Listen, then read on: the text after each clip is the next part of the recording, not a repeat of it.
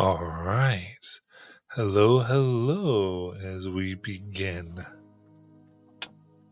our tale today, as our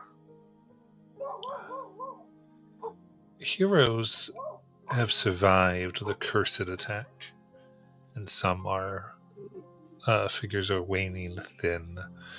They have decided that the next person of interest to try to find is Midday Mowl. Begun to head over to her tower,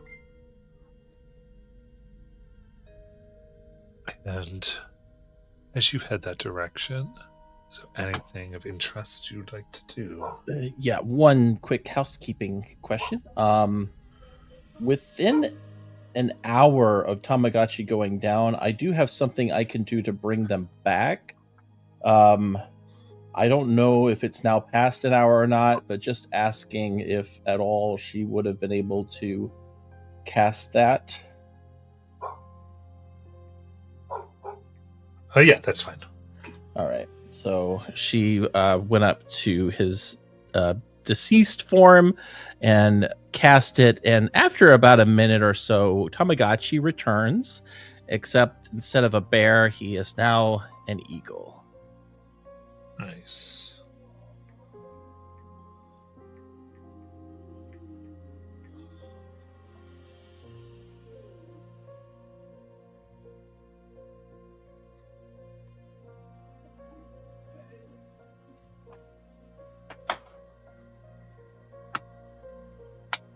Very good. Anything else?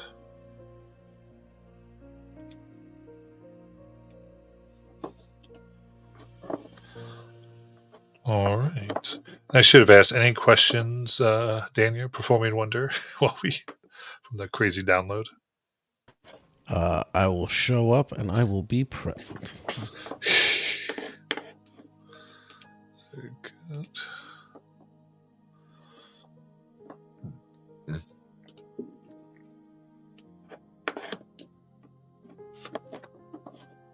All right.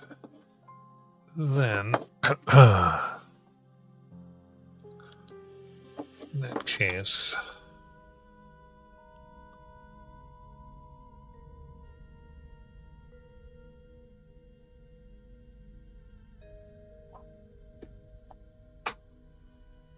Midday's Tower is a windowless 50-foot tower of glass and stone. It's towering above. It's covered with deep cracks and leans heavily to one side, but otherwise appears undamaged. The only entrance is the arched wooden door set into the lowest floor. A large doorknob is set into one side.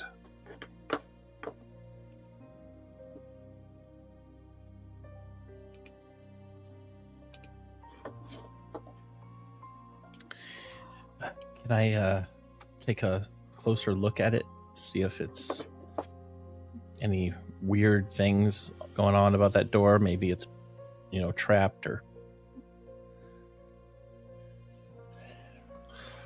Yeah. You can be looking over here. You can either give me an Arcana or a Perception check. Give us different information. All right. I'll do Arcana. All right. Actually, wait, what am I talking about? I'm playing a ranger. I'll do Perception. Forgot who I was playing for a minute. Oh, that nat 1. That's a 14 with a nat 1. A 14 with a nat 1 on Arcana? Perception. Perception. Yeah. Okay, I thought you said Arcana. All right.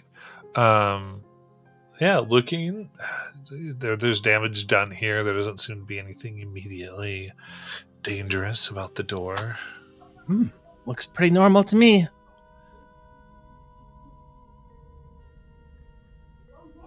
Should we go in?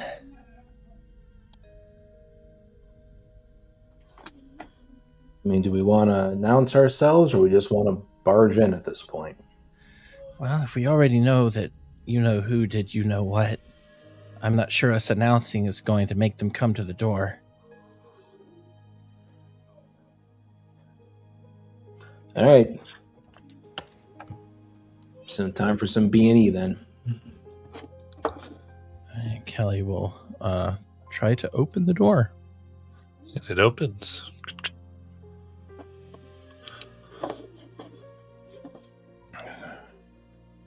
Walking on in.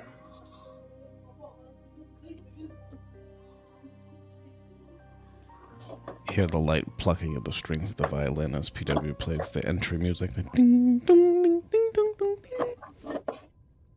ding. As you come in, you see an empty stone chamber.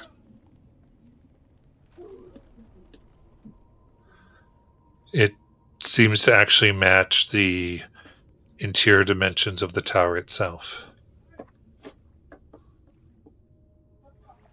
There just seems to be a door on the opposite side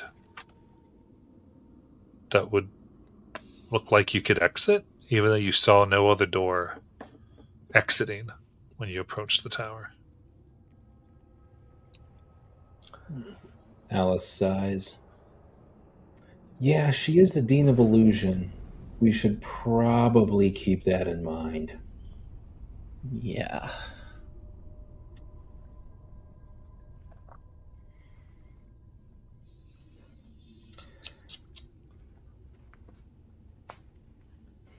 PW will reach out to poke Alice with the bow of his violin. Well, just being sure. Could be an illusion. No, I'm real. To your misfortune. And she's gonna pick up like a rock or something from outside and just roll it across the floor Okay. What direction? towards the door. Okay. So you roll it as it gets about 5 feet away from the door, it just drops through the floor. Good call. Yeah.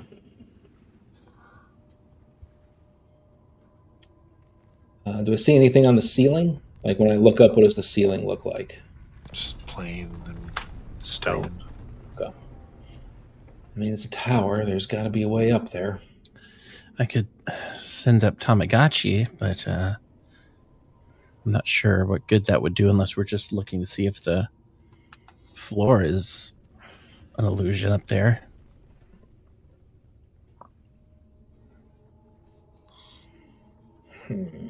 Oh, wait. There might be something I can do. I'm going to cast Clue and see if I notice over the last 24 hours any fingerprints on the walls here or footprints heading in a certain direction. Okay.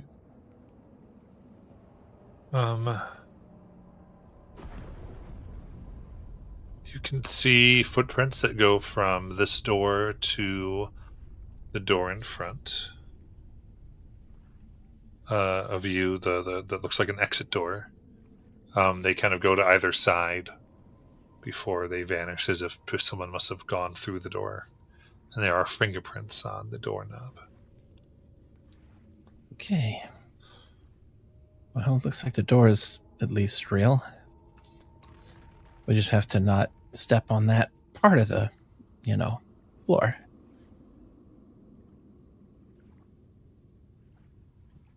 I guess I will walk up to try and see if I can bend in such a way as to reach that doorknob. Yeah, you can easily enough. You bend and grab it, and it seems like it's held fast shut, like the knob doesn't turn. It's locked. Anybody have a spell for that?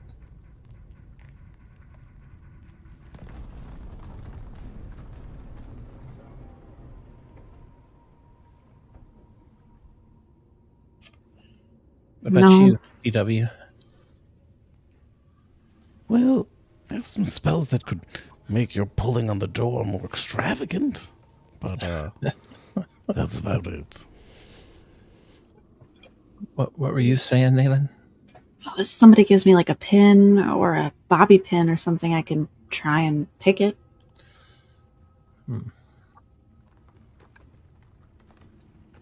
Well, PW is going to play an F sharp, and the musical note is going to turn into a lockpick.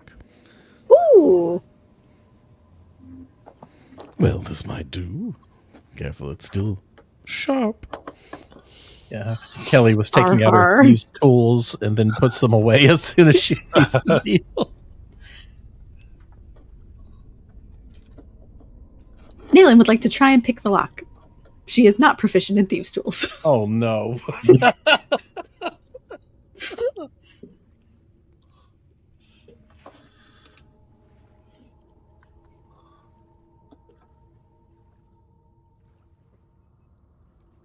Okay. You see that doesn't seem to have a lock.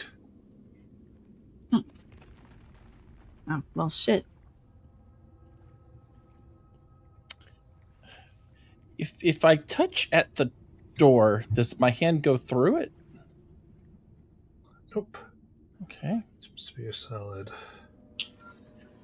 Maybe there's a password or a.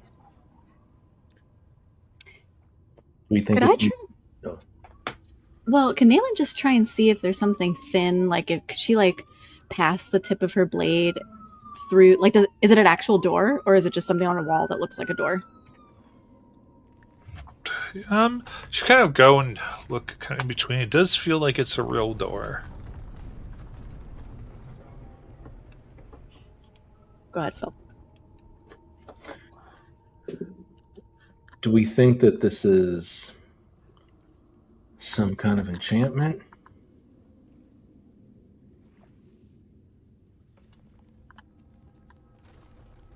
All we know is that we can see a door and we can't see a hole of some kind. Are we sure the hole is not in fact the door?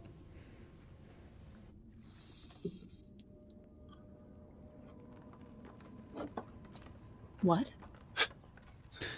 BW is going to go look towards the that area that sounded like it was a covered or illusioned over hole. Mm. Going to try to put his head through the illusion to see if he can see anything on the other side. Absolutely.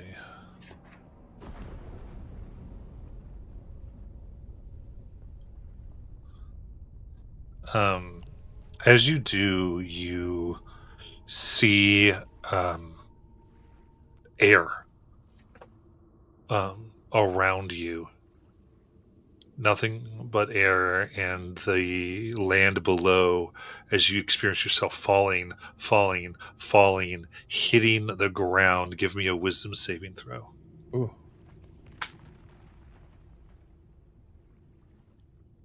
Okay, I've got a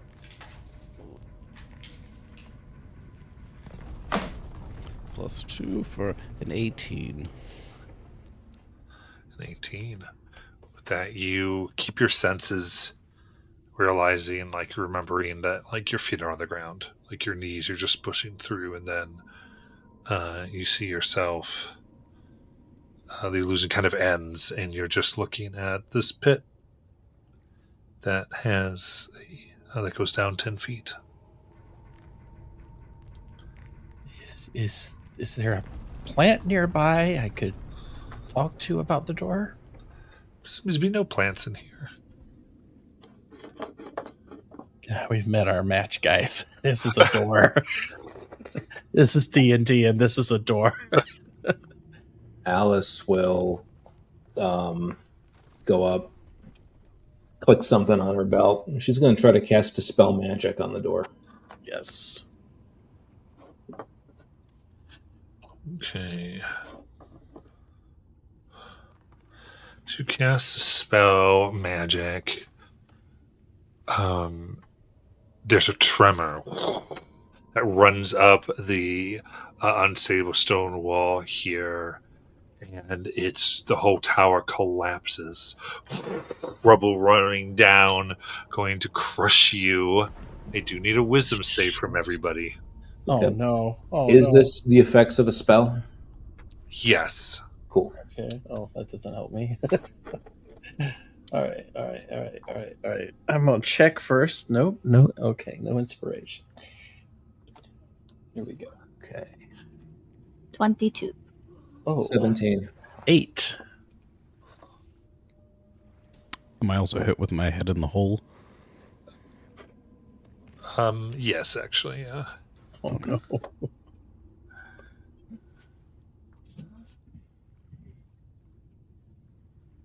That'd be a nat 1 plus 2 for 3. Oh jeez. All right, so Naylin and Alice, you realize that this is an illusion, and you successfully don't take damage. However, EW and Kelly, you feel your bones being crushed. Can I use my reaction to jump into the pit, as I perceive that is a safer place than to be crushed by rubble?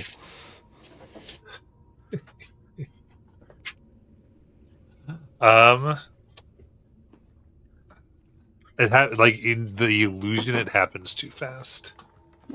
Fair enough. So to the two of you, this will be 26 points of psychic damage. I'm down.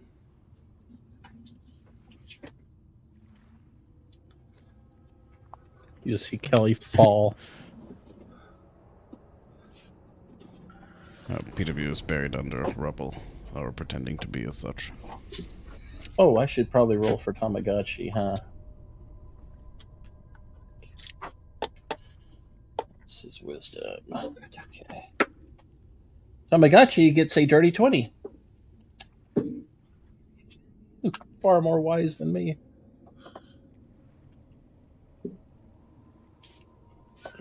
Let's see.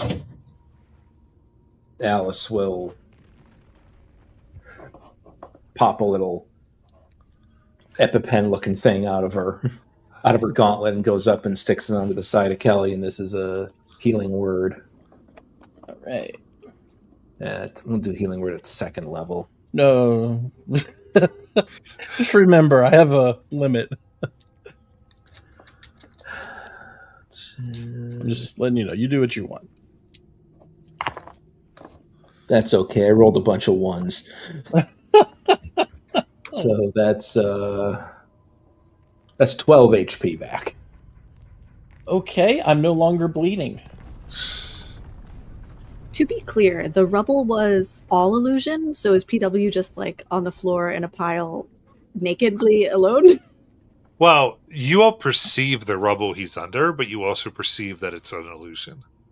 Interesting. Okay. PW is like bent in multiple angles as if he was crushed.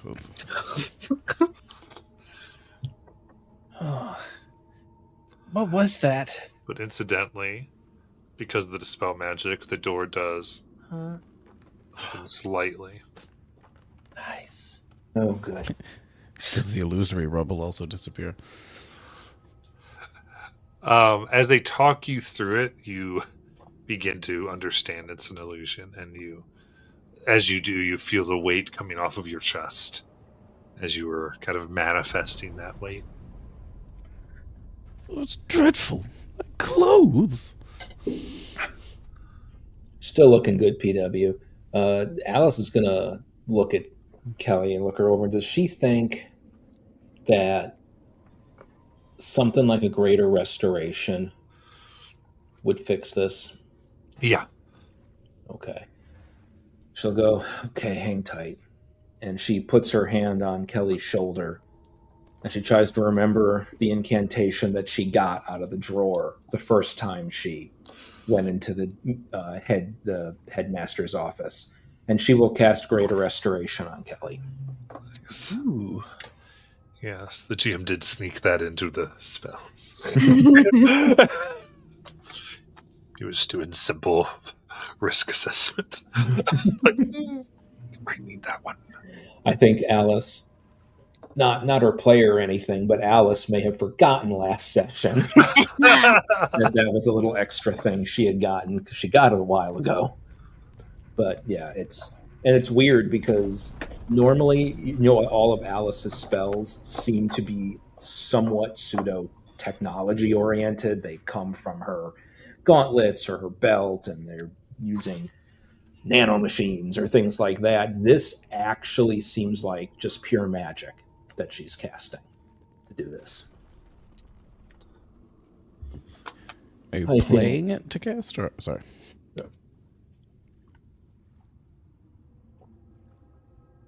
I was wondering, for your spellcasting, is it just magic from the hands, or do you play your...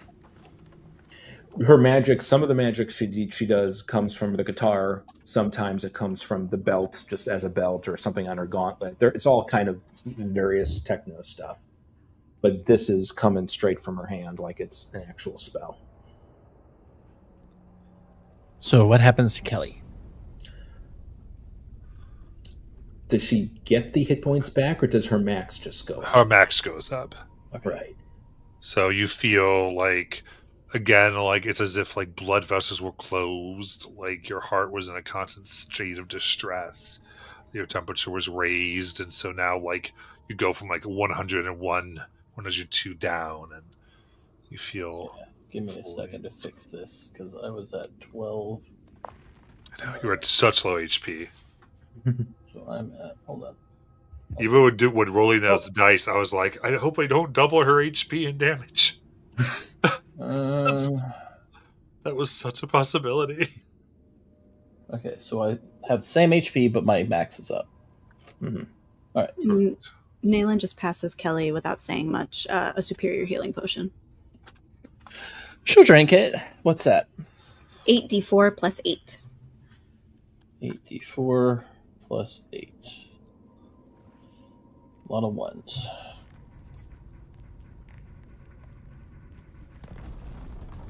It's weird. Like the magic you did, it makes her look more healthy, but she suddenly started bleeding again. It's probably a side effect. I don't know. You can walk it off. I feel a little better, actually. Good. Don't make me do that again. I don't like doing it. And she'll help Kelly onto her feet. All right, well, the door's open. All right, let me go ahead. I'm the one who triggered everything. So Alice will go and open the door and take a look inside. Absolutely. The sprawling branches of a huge tree fill the space in front of you. Instead of walls or a ceiling, there is wide open air that stretches into the unknown distance. Perched upon the thick branches are elegant cafe tables and chairs, complete with waiters who stand nearby with menus. The massive trunk of the tree disappears through the clouds below you. A giant split is visible down the trunk of the tree, so large that it feels as if the tree is in danger of splitting in half.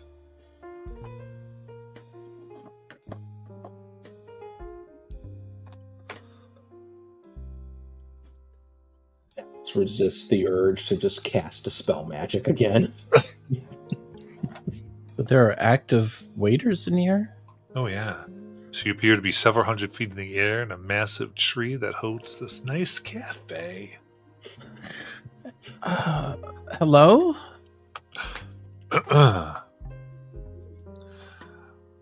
Greetings. Hello. As they look, as this young elven hostess quickly comes up, as they go, oh, yes. How can we help you? Can I show you to a table? Is it four? Possibly. Where are we? This way. Oh, What? okay. Welcome to the Treetop Cafe. My pleasure to serve you. Come over here. Here's a Okay. little menu here. We have teas, coffee. Oh. I'll How take can the I- menu. What can I get you? I'm looking at the tea menu here. Are the words here, are they like arcana words? Are they... Does it look like these are normal tea They're names? normal. They've got espresso and English tea. It was like normal things that you'd expect. Oh, I'll take Few a small pastries. mocha. White chocolate.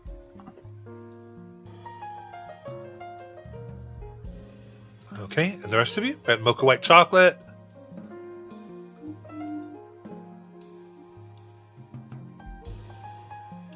I'll just have a glass of water. Water? Excellent. Black coffee.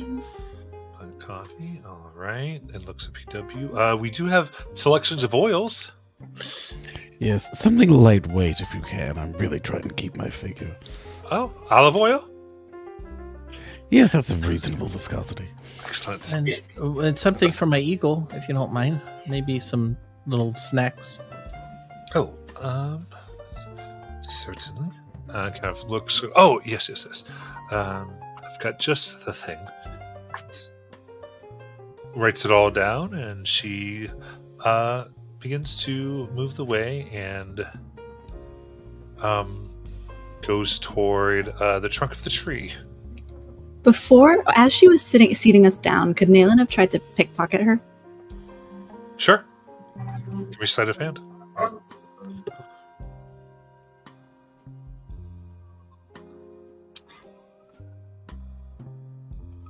$32. Ooh. The mental math on that was not as hard as I thought it was. Okay. You grab in, and there's some pieces of paper, a dirty spoon, and what looks like to be like 3 golden tips.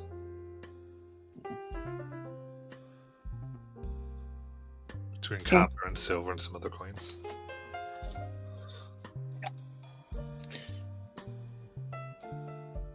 When the waitress goes away, I just kind of lean forward to everybody. What? Okay. Clearly, this is like either their personal cafe or something meant to distract us, right? Right. Nayland's gonna try and bite on the money. See if it's real money. Give me a con save for those teeth. Well, Eat out. Very interesting. Very interesting. 11. 11. There is a painful crack to your tooth. Oh, but it does. Shit. Oh, damn. Also behave the way gold would.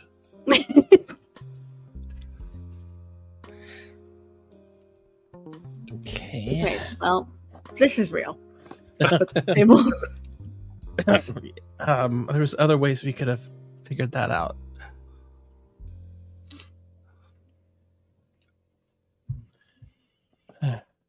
Do you show us the other items?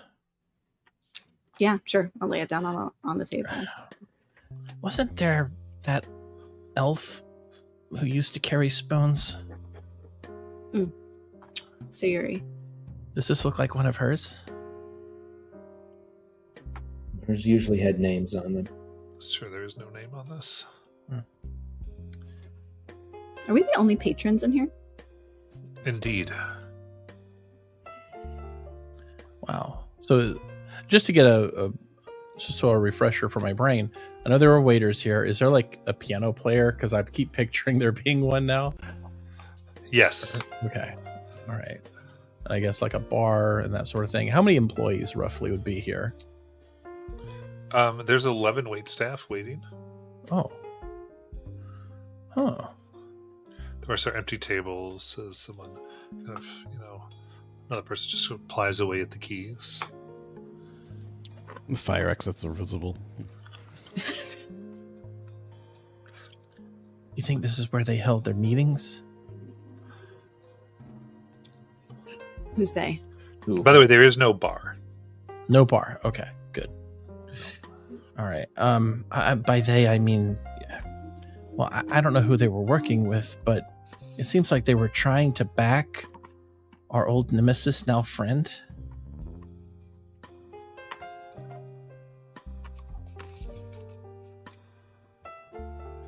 Sorry, Tellery?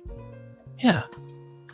But when Tellery lost, it's like they took this action of their own. So I'm wondering, do they have people working with them?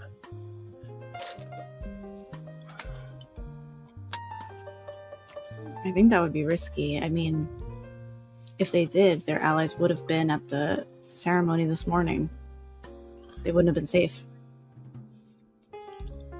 Yeah.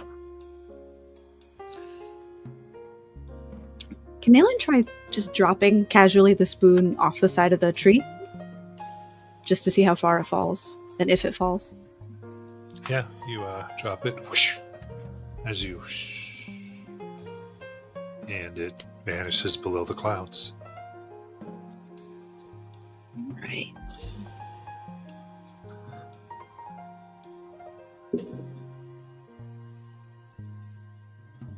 Is there a reason we've stopped here as opposed to attempting to get further into this and find the person we're looking for? I just figured maybe there was some information here, and maybe we could talk up the waitress a little bit. And They had coffee. yeah, And fresh Mocha. cake as well. white chocolate mocha. Do you know how long it's been? Here's everything. Oh, thank you.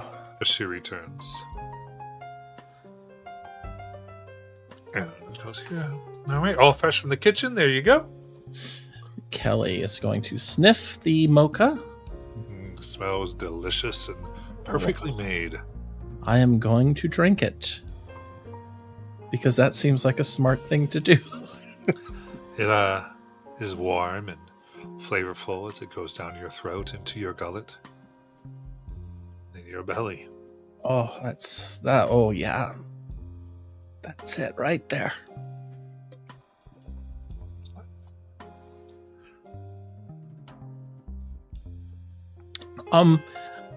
What's your name? My name? Oh, Mhm. Stella. Stella? Absolutely. Wait, Stella, like, and I think back, that was the name of the companion of our old rabbit friend. Or is that coincidental? It's going to be coincidental. If it's Okay, never mind. Stella, That's good. I'll keep you on that rabbit trail.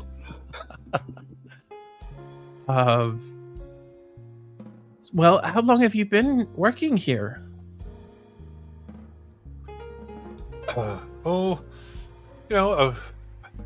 Always. Always? Yep. Since I was created. Oh, who created you? Midday Mowl. Wow, I'd love to meet her someday. Oh, she's not in right now. No? No. When does she usually arrive? Oh, I'm sure she'll be back soon. Yeah, like real soon, because I'd hate to miss her. Yeah, I'm sure. Is there any way we could contact Midday Mel? I don't know of any way to do that. Do you think she'd mind if we, took a look around? She told us it was okay, but Oh, that's very rude. You shouldn't disturb the other patrons. oh, I didn't mean Look that. into their other areas. No, trying to go to places uninvited when people aren't here is strictly against cafe policy. Exactly. She had invited us, but since she isn't here, I didn't want to do anything, against the policy. Okay.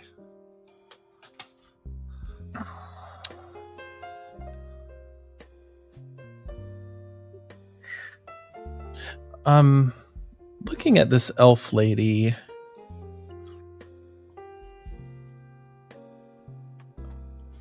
can elves tell when it's like a certain type of elf, like astral elf or I mean, it would just be any type of physical.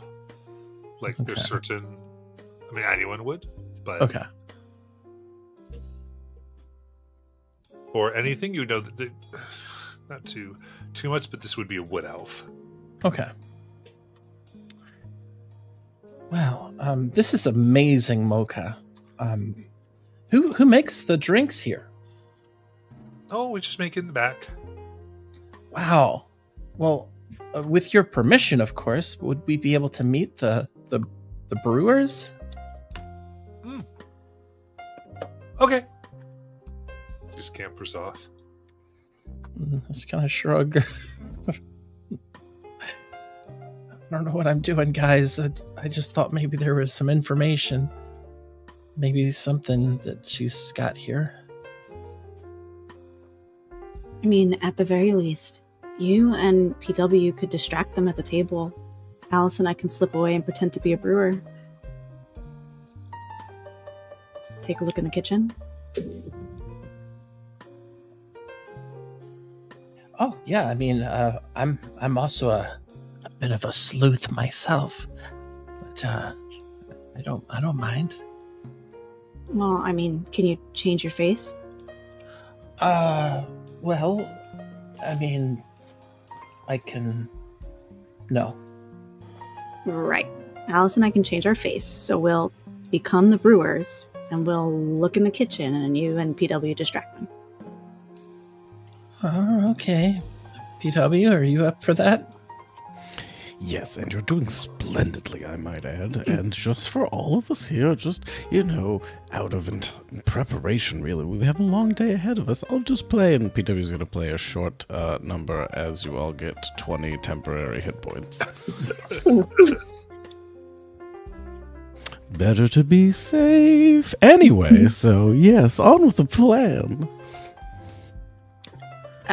Nayland has not checked in with Alice. She's just assuming that this is the plan.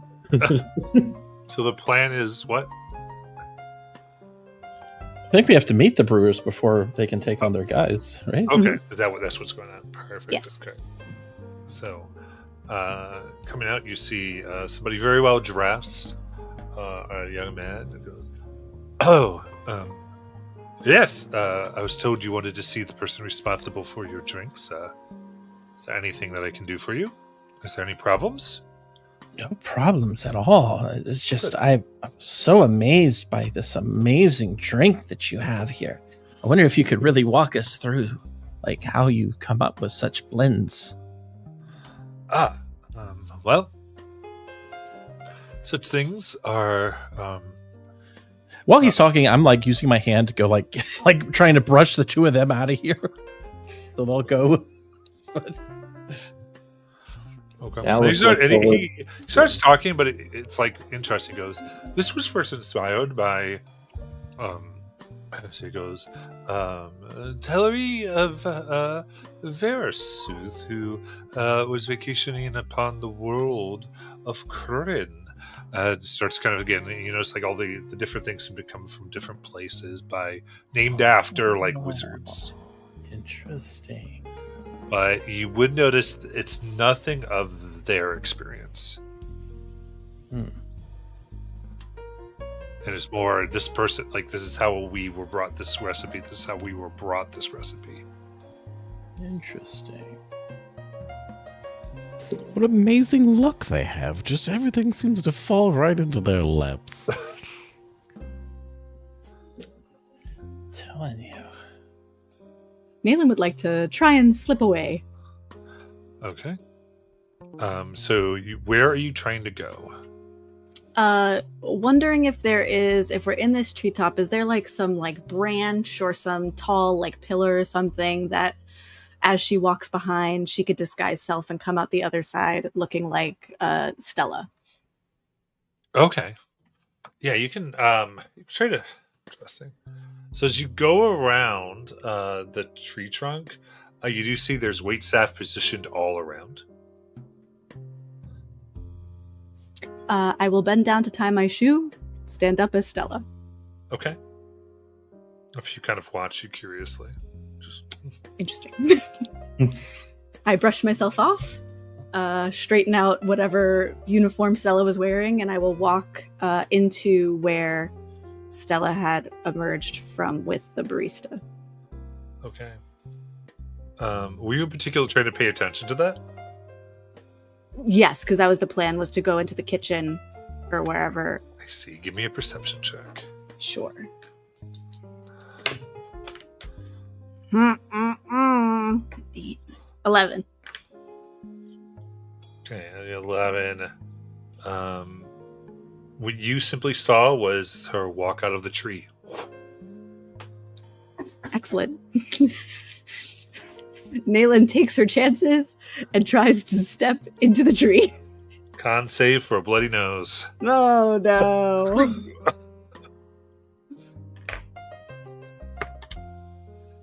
13. 13. That's 2 bludgeoning. Gah! Nayland's having a rough physical day. And hasn't been attacked at all. It's, Alex, Alice just watches this whole thing. She got up with Nayland because she was supposed to, and she just watches Nayland go through all this, and just at this point says, "Okay, what part of entirely illusionary cafe that probably doesn't actually have a kitchen, just creates things out of magic, has been lost on all of you?" Hey, we didn't know that for sure. Maybe the kitchen makes illusionary coffee. Alice.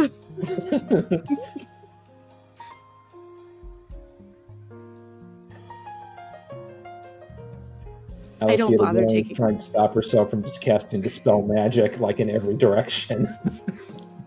Because she's Nayland not doesn't really want. Bothered. Go, you go. I'm not saying anything useful. I return to the table. I don't bother not looking like Stella. And I'm holding my nose.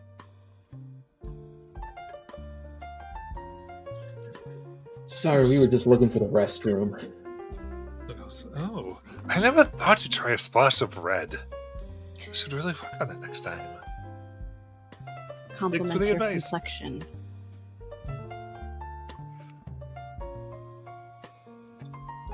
Well, it has been a day, huh?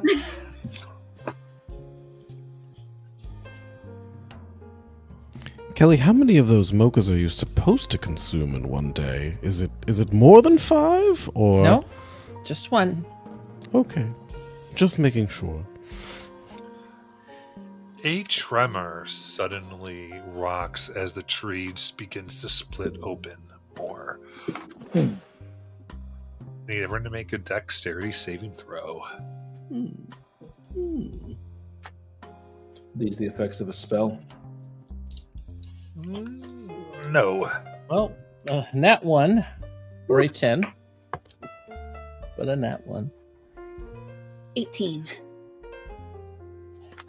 That is a 25.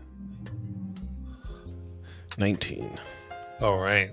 So, Kelly, with your mocha, you are knocked prone as it gets all over your clothes. All over my uniform. Yeah. Oh. And you see several tables, as along with one of the waiters, suddenly plummet over the side. The tremor. Alice will turn to Stella. That happen often? Only recently, as you see a few waiters go quickly, and this time you can see as they go into the tree, you see a little door that they open as they go in. And then they come out with tables to replace this. The ones that fell, and they set it all up. But not a new waiter. Okay. So it seems like you've got a bit of a unstable unstable arcana problem here is what you have. You're going to have these tremors. You're going to keep losing wait staff. We happen to be the experts in this, and so if you'd like, we can try to look into this for you and see if we can fix this instability so you're not losing any more staff or tables. Yeah, we're also very good waiters. Oh, I'm sure management will take care of it when it needs to. You don't need to trouble yourself with that. It's no trouble at all, really.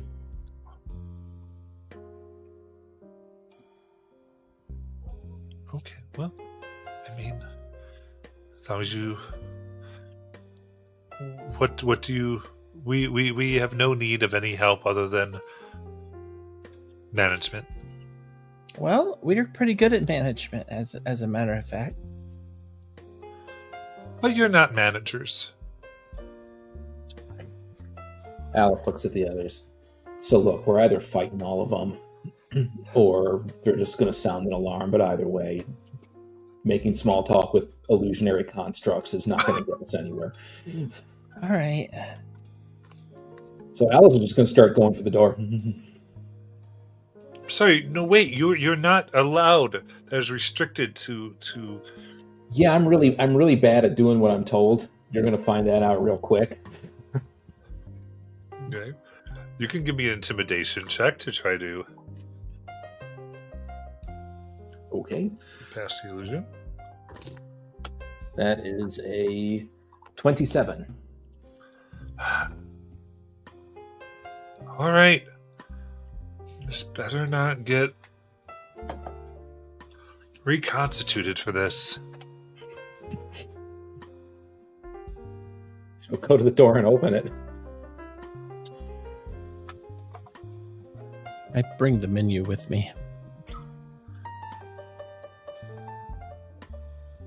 All right. Nayland's muttering about how there was a real door in their illusory cafe with an illusory tree trunk. Blah, blah, blah, blah.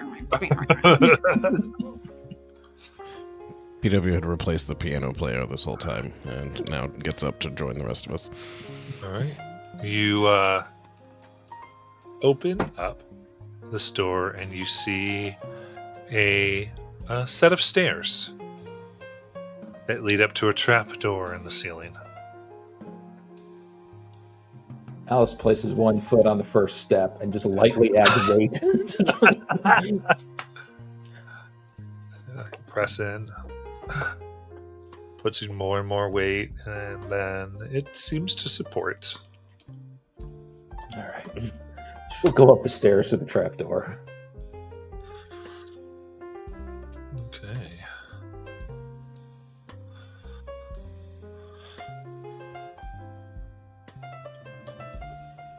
So you go ahead and go up and push up through this door. And first thing that I think hits here is brightness. Son of... No. And as you go further, it opens to the top of a beach dune. Fine white sand covers a peaceful tropical beach on a small desert island. Aside from a craggy rock formation near the coast and a few palm trees, the beach is barren and crystal blue water stretches out for miles in every direction.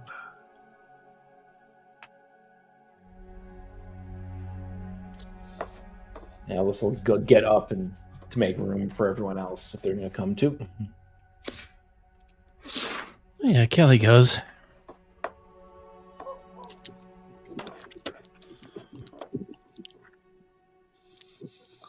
Nayland's walking in. Is PW walking in too?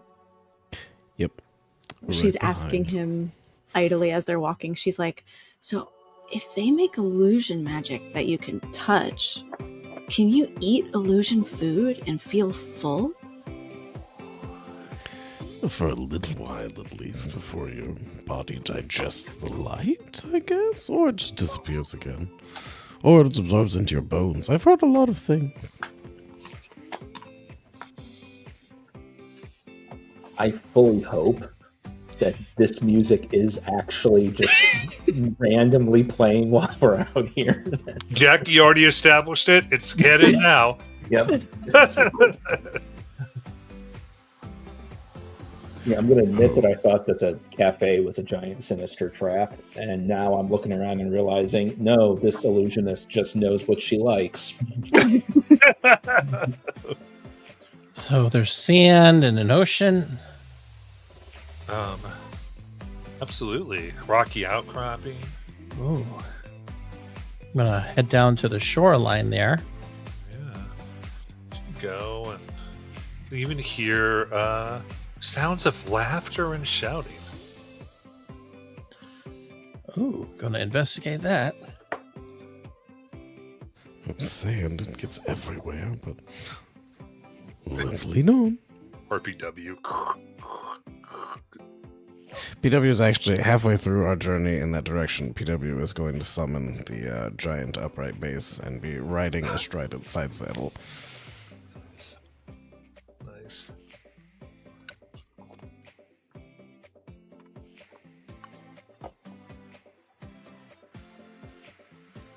So you see two human twins, energetic, and this smaller and this young dwarf that looks like they're very tired, and this dragonborn, big bright red scales. They're playing volleyball. Oh, I'm gonna go over here and go. One yells over here, Sibby! And they go, what? As the ball just goes right past her. Ah! you'll have room for more players. Huh? Room No, for we more don't players. let big people play. No. No, kids only. Okay. Well, I will cast a. But we can play tag as they Oh. hit you and they start running away. All right. Start chasing them. Alice will turn to Nayland and be like, I'm learning a lot more about the psychological profile of the Dean of Illusions than I really wanted to know.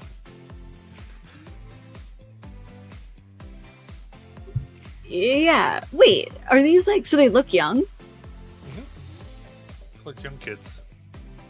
Not in the magic school young. Like young. Oh, yeah. Like young, like little children. What race was Midday Mowl? Or ethnicity, whatever. Or species, that's what they call it. Yeah. She was tabaxi. Okay. All right, got it. They did meow.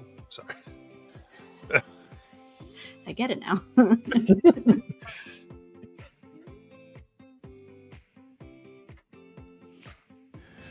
So does everybody store their children in illusory beaches, or is that just kind of a wizard thing, you think? No, I'm not touching that with a 10-foot pole. I guess Alice, particularly while Kelly seems to have the kid illusions or actual kids, I guess that she doesn't even know at this point, occupied, Alice is going to sort of look around and see if she can get a sense of what the way up might be. Okay. Go ahead and give me a perception check. Say perception? Okay. It's not terrible, but it's not great. Ooh, that's only a 10. Right. You're not really sure. Okay. So, yeah. Alice tries to see, okay, what's the next way? Come on. Then, I just have to maybe I might Right. figure that out. Tamagotchi, you go overhead and spot them, and then you can tell me where they're hiding.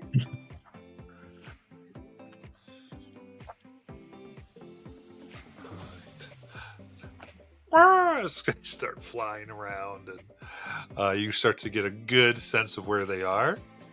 Gonna go find them. Go ahead and give me a dex check to tag. All right. Dex check. Just regular dex. Yeah. All right. I'll give you advantage because you've got Tamagotchi spine for you. Okay. Well, I'll go ahead and There roll. you go. Yeah, dirty 20. Dirty 20. She does things like Midday does. Watch out! As you tag one, they go, they laugh and they go, use magic, huh? And then they all surround you and tackle you. Oh, God. Playfully. Okay. And they begin laughing and rolling around in the sand.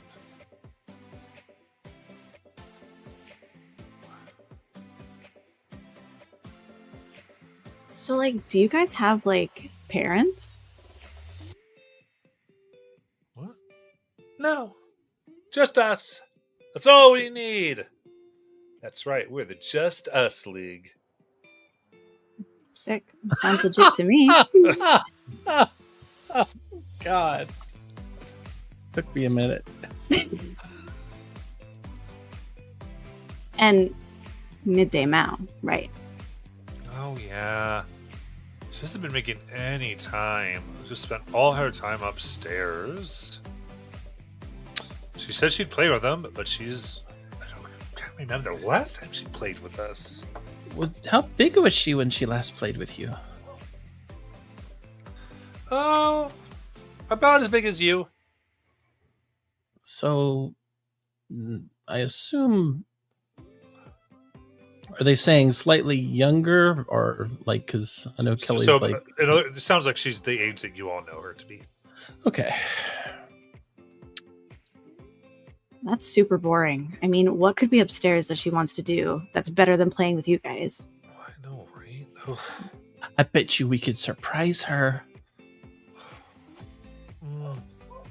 No, she says never not to leave the beach. Well, I'll tell you what. I'd take out a jar, scoop up some of the beach. We'll take the beach with us. Genius! I would say, if you may notice, I would say definitely Kelly and Naylin, that one of them, they've sort of been calling each other's names here, as you've heard their names are Mowl, Nixel, Sibby, and Araxis. See, Nixel in particular seems to be having something behind their back a little bit. They're being a little coy with.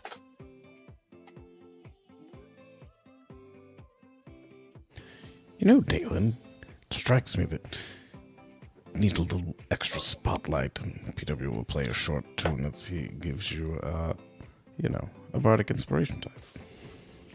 And also you get a tiny spotlight on you. Cool.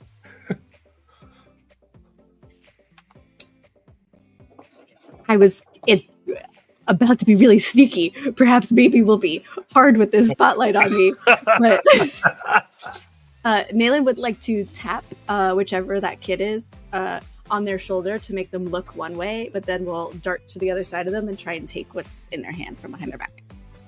Jeez. Huh. Go ahead and give me a sleight of hand.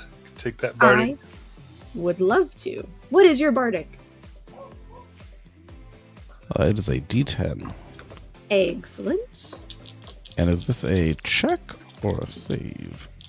Check. There's an additional thing that it does.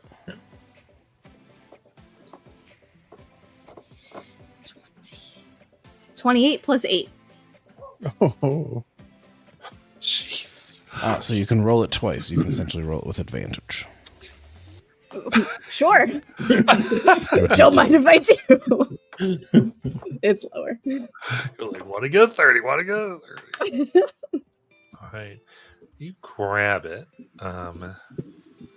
and you see this badly cracked, artificial-looking child, similar to a very lifelike porcelain doll. That looks like a red-headed young girl in apprentice robes. Wow. Hey! I'm going to hold it really high in the air so they can't jump up and get it. What is that thing? I don't know. I found it near the rocks. Near the rocks. Yeah, you see there's a rocky outcropping. Oh, right. Do you think it's middays? I don't know. Maybe.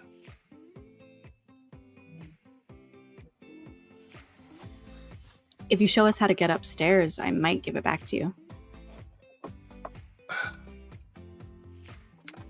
They look at each other.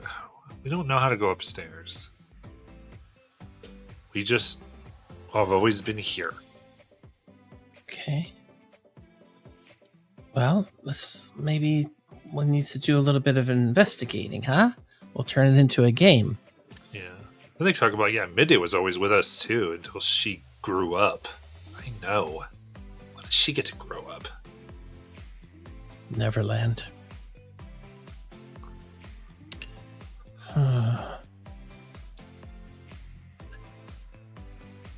Well, maybe if we can just find the way out, we can ask her that ourselves. And I will take and I will hold up Tamagotchi. This is Tamagotchi. He is a griffin, and he will guide us true. we must indeed find the path that the adults take.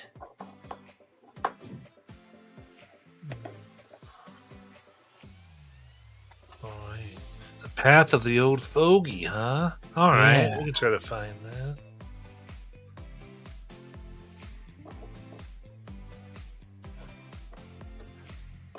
All right, I think you all start to go towards the rocky outcrop. I do. I would take a closer look at that there doll.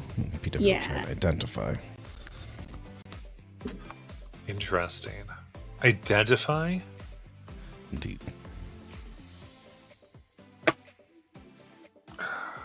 I'd say what it yields is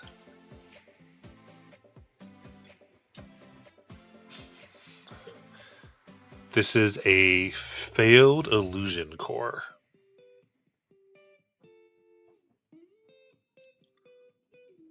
Can I tell it is of whom? Yes, actually, because she would have put that information in here. Farah. Who? It's like comic book yellow text in the corner. Previous episodes we know was her apprentice that supposedly died in the crash.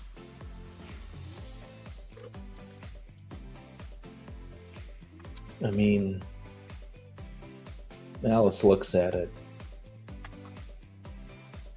Does she think a mending spell would actually fix the cracks?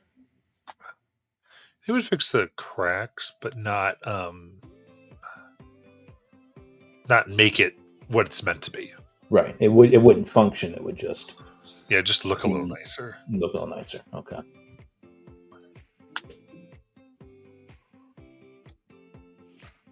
Well, that's interesting.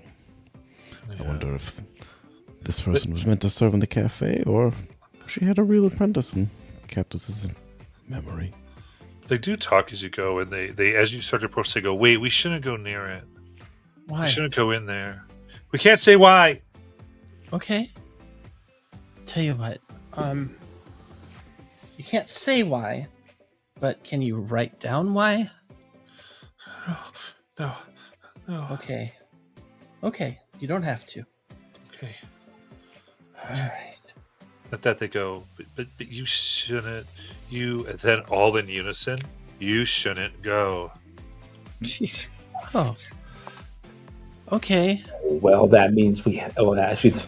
Alice turns to the others. Well, that means we absolutely have to.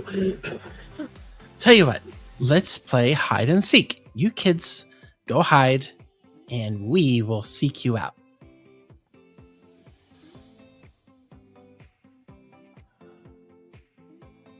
Okay.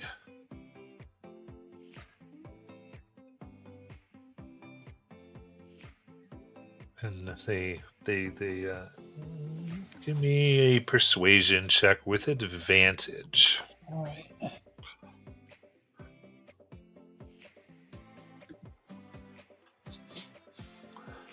Not great.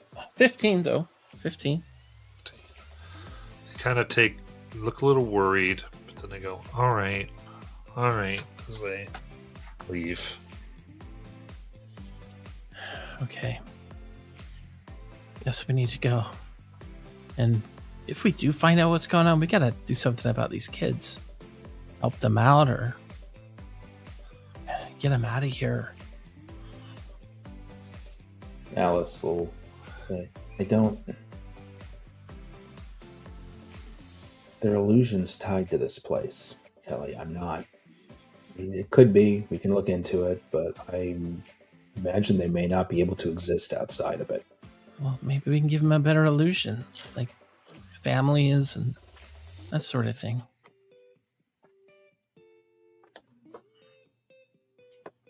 They said that they've seen Midday Mowl grow up. How Well- long has she been coming to this place? Probably since she was a kid. And wonder if she was created here. Like she's an illusion? Yeah. I mean, we find this doll, right? What if she used it to trap a real person down here, and she gained the ability to cross into the material world.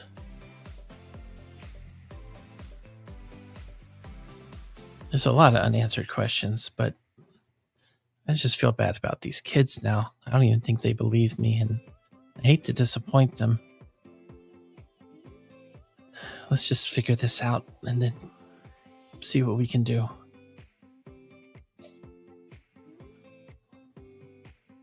I mean, it truly is a tragedy. Who knows how long they've been stuck here listening to this background music.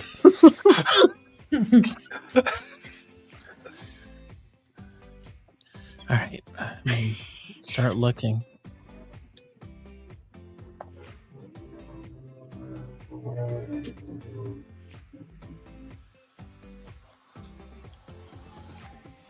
All right, so as you continue,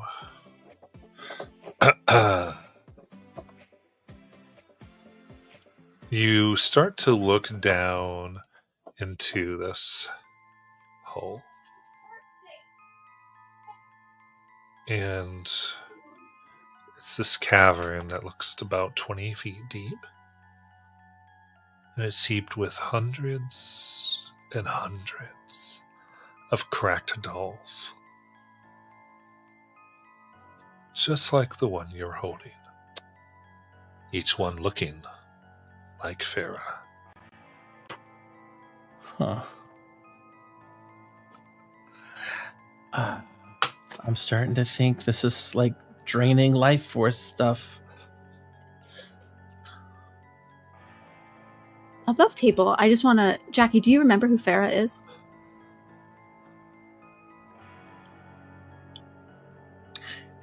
Give me a minute. I remember, sort of. Midday Mowl, it's Midday Mow's apprentice, and she's been trying to bring Farah back to life with magic. Yes, okay. Yeah, I do remember that. Okay.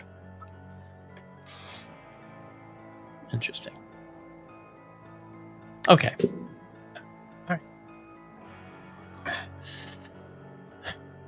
Hundreds of dolls. Jesus. If anybody needed a visual representation of obsessive mania, I mean, this is it.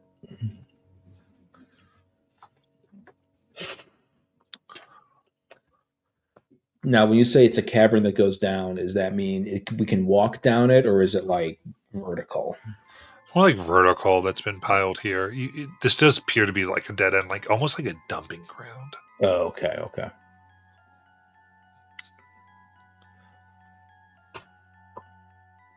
Do we check underneath them? Or keep going? I'm going to go ahead and cast a another clue spell. See if I can spot adult-sized footprints. Oh, yeah. And you see what you would now be able to recognize as Midday Mow's, same prints you saw in the Tower of Forbidden Things, coming and going and going and coming and coming. I mean, over and over. Sometimes like more impressed and stomping and running. So possibly like a teleportation then, like not like an actual place that looks like they came out of. No, it looks like they might have. You can probably follow these if you. Okay, I'll start following. So actually, I'm going to say here you do, but then as you go out to the sand, because it's sand, not so much. Okay. All right. And when I stop, is it pointed toward the water or is it pointed toward the rocks? Like my direction as I'm following these? Looks a little closer to where you all came in, but that way.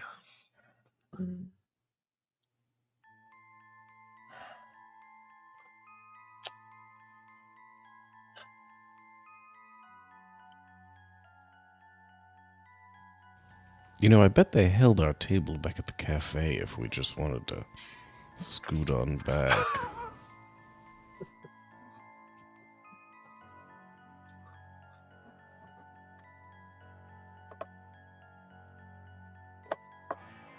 And we gotta go somewhere, so maybe just keep walking until we hit the end of the world.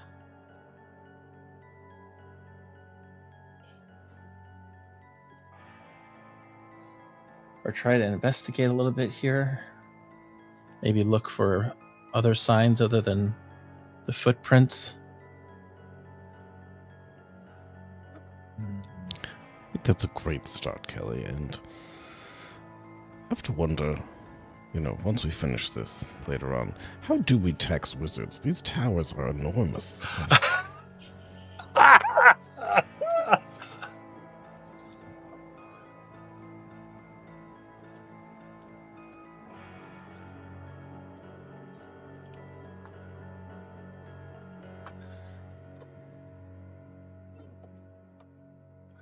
So, what would you like to do next? Looking at the dolls, is there a way to, like, what am I trying to ask? Like, are there ones in here that look older than us having fallen to the planet? Like, has this been going on for a very long time? So they're Or is this... piled up. The most recent one's on top. I mean, Nalen's interested in digging through them. I don't know what everybody else is doing, but You that can. would be what Just yeah. let me know which one to do.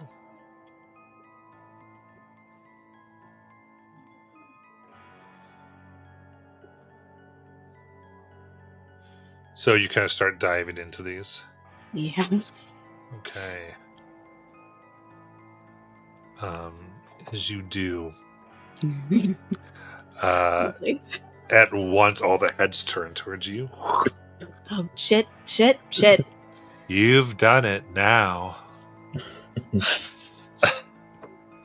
And they begin to rumble and move. And rising here in the cavern come into a huge monstrosity of failed pharaohs. I think this tower is trying to kill me personally. I don't think that it has to do much. You seem to want to help it, Nayland. I'm just gonna put this out there. Everyone grieves in their own way. And with that, one sec, you can roll for initiative.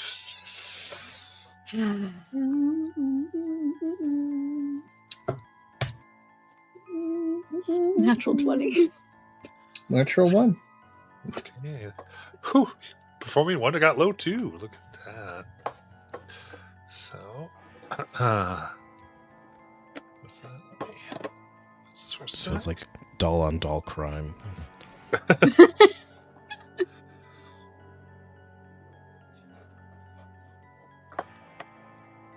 All right, so this huge towering of creepy pharaoh cracked dolls, all this amalgamation rising above, seeking to avenge them and their rest being disturbed.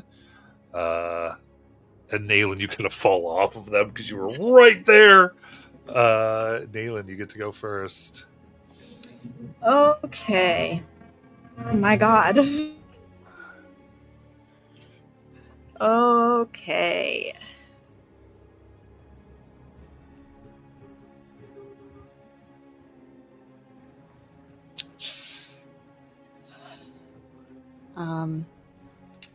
I think that fuck.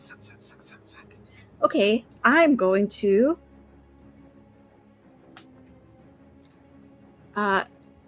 use alter self to look like Midday Mowl. Okay. And I just look at the dolls and I say, that's enough! Go to sleep!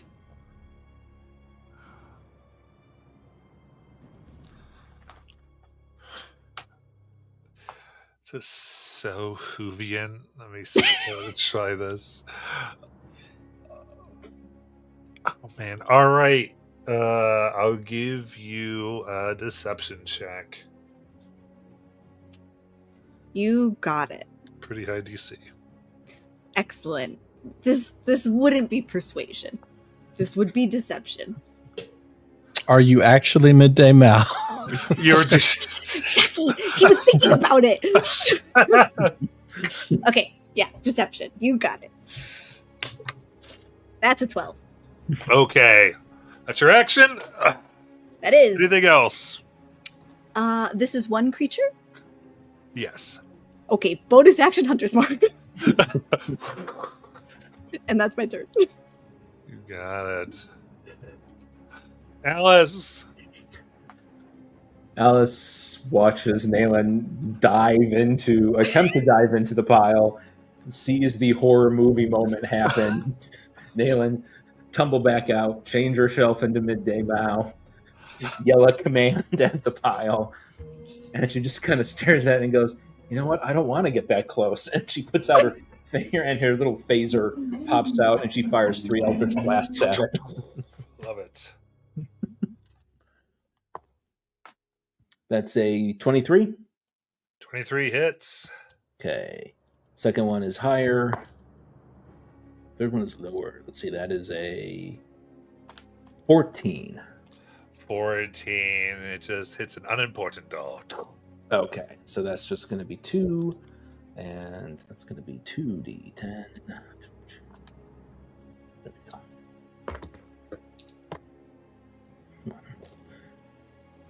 All right, for 15 force damage to it.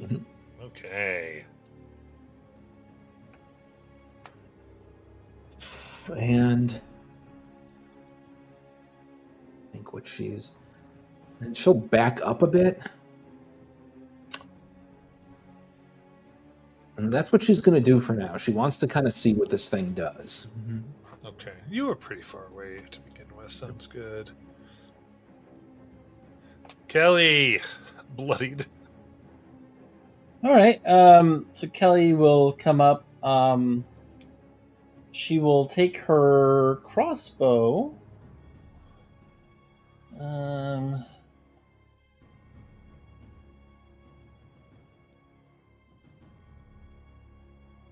Okay. I think I'm reading this right. Okay. So I will attack with my crossbow. Got it. That is a 28 to hit. That hits. And does 11 slashing or piercing.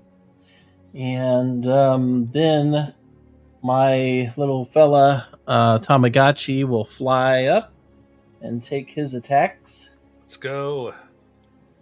He first strikes with a dirty 20. Yeah, that hits. That one is 10 slashing. Nice. And I think I get one more attack, if I'm reading this right. Oh, I'm sorry. Oh, no, yeah, what I told you was correct.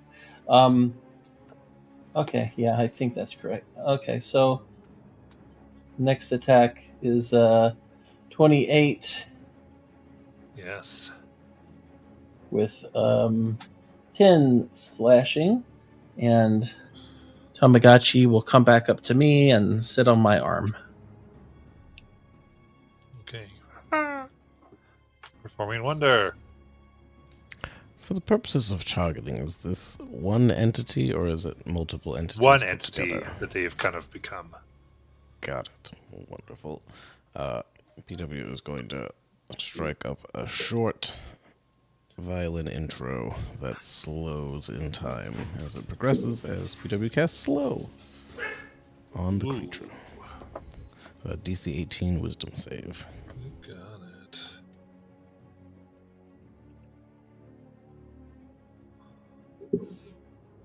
That is a 26. Violent. Yeah, magic doesn't Well. seem to able. The magical properties of each of the dolls lingering enough to give it quite the resistance. Well, I guess it marches to the beat of its own drum. PW will... How far away is it from where we are currently? Well, Nalen's 5 feet away from it. And then I would say the rest of you are about 15 feet. Okay, PW will move to 25 feet away from it. Got it. Back onto the beach. I will end my turn.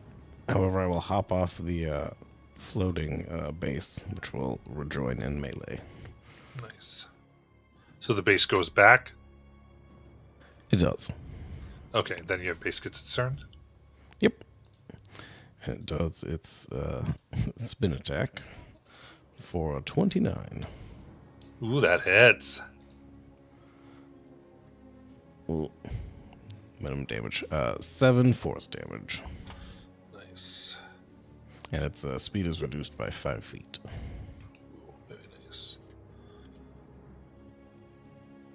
Alright. In that case, the doll's sharp porcelain sides all face towards Nalen as they go to pierce her. For a low roll, 18 to hit. Miss. All right. As then they come up and form like this large ball of dolls that begin to try to slam down. 21 to hit. Hits. All right. That will be 33 bludgeoning damage. Ow, ow, ow, owie. It raises again and tries to come down once more. For 26 to hit. Yeah. For 17 bludgeoning damage. Okay. Owie.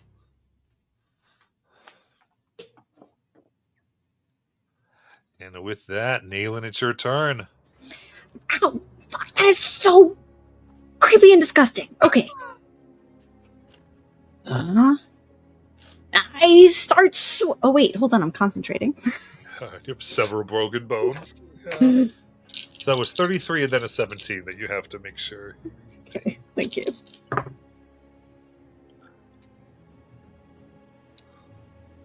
No. Oh, Hunter's mark down. Down. Alrighty. I start stabbing. All right.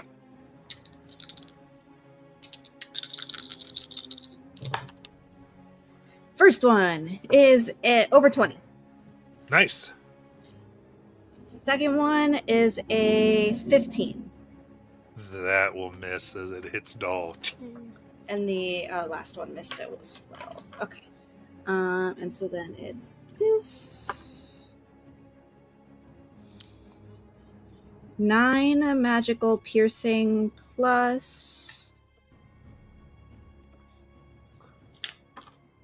1 fire. Okay. I will let you know that his resistance to fire, but it still takes 1. Haha.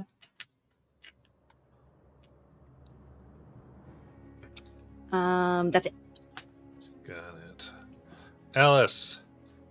Okay, Alice, seeing that this thing means business, can she run up and get behind it to flank it? Not really, because it's Okay. kind of it's taking up the whole cavern. Like, Oh, okay. Okay. because Nalen had dove it in, and Gotcha. that's No, that's kind fine. of the Cool. So she'll just run up next to Nalen okay. and go, "Did you have this on your bingo card for today?" As she pulls out her sword, pulls the trigger so it starts vibrating and casts Booming Blade. Nice. And that is a 23 to hit. That hits. Cool. So that's going to do 7 magical slashing and actually I'm doing 2 hits now. And 10 thunder damage. Nice.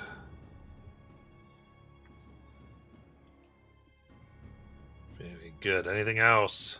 Then she'll take her second regular attack. Okay. which is a higher roll. That's just going to be cocked. That is 13 more magical slashing damage. Got it. Attacking again and again. Different dolls of Pharaoh bursting into pieces.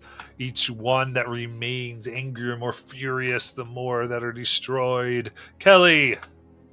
All right, Kelly will run up to be around the whole area there, and she will take a shot of the. Well, actually, first she will Hunter's Mark. Then she will take a shot at it with her crossbow. That is a 24. Nice. That does it. Oh, I rolled the wrong thing. Hold on. I rolled the wrong damage.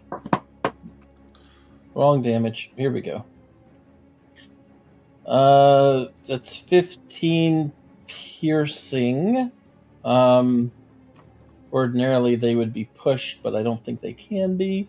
Why not? And then they will also take, of course, a 2 force damage. Second attack with crossbow will be here. That is a 29 to hit. Woo. And we'll do 12 piercing and 4 force. And bonus action, she will tell Tamagotchi to do his thing. So he will fly down to try and claw at it. And that is a 15. 15 does not hit. So then he will fly up. So he flies directly up about 50 feet. They're up attack. Nope, no up attack. Oh, do they fly by? That's flyby, yeah. Nice. There we go. And And performing. that's my turn. Got it. Performing wonder. PW is going to strum the violin and fire 3 musical notes towards the creepy doll. It is for a 12. Ooh. Fortunately, they do not like your music enough to let it affect them. Well, there's no accounting for taste. He'll just start, Jeffrey! And then the upright bass will spin around and clobber it in the face. For hopefully 15. 15. The base is unable. They're using all the broken dolls now kind of as a skin of shields. Does not break through. Well, drat then. PW will win. End of turn. You got it. And with that, score of dolls now. Again, sharpening the bits of porcelain and bits now left over, almost make like a large spear that runs towards Naylan. Or so low, 16. So duck. And they go back into the large, almost boulder-sized thing to come down for a natural 1. Who? And then one last time for a natural 1. Who? What are you doing to avoid these? Oh man, I am doing like some of these, you know. You know, those classic some of these. Dodging.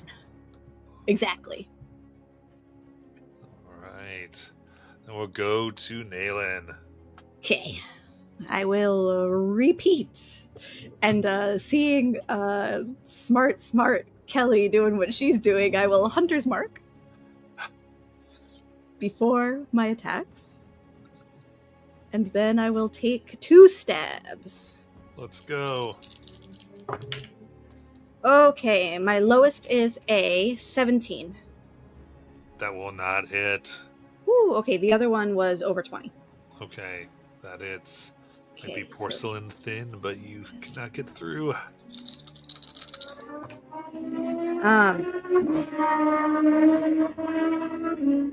10 magical piercing, 1 force, 1 fire. Got it. Okay. Pieces are scorched. Anything else? And I just look to Alice and I say, "What the fuck is bingo?" And that's it. Alice Knight. Alice will stop and go. It's not important. I'm just fighting a giant mound of porcelain dolls, and I'm. We're only on like the second level, and I'm tired of the illusion fortress. And she'll go ahead and cue up her booming blade and attack again. Nice. That is 29 to hit, I guess. Oof, very nice. So that is 11 magical slashing, and then another 14 thunder. Take your second attack. Second attack is a nat 20 Woo! for 26 magical slashing damage. Nice. Thunder runs up. They are fractured. And she'll just say, "Looks like it's got a taste for you. Good footwork, Naylin," and that's a bardic to Naylin. Nice. And Kelly. Kelly is going to. Well, she's right up next to it anyway, so she's above it technically. So she's going to shoot at it for a 19. That hits.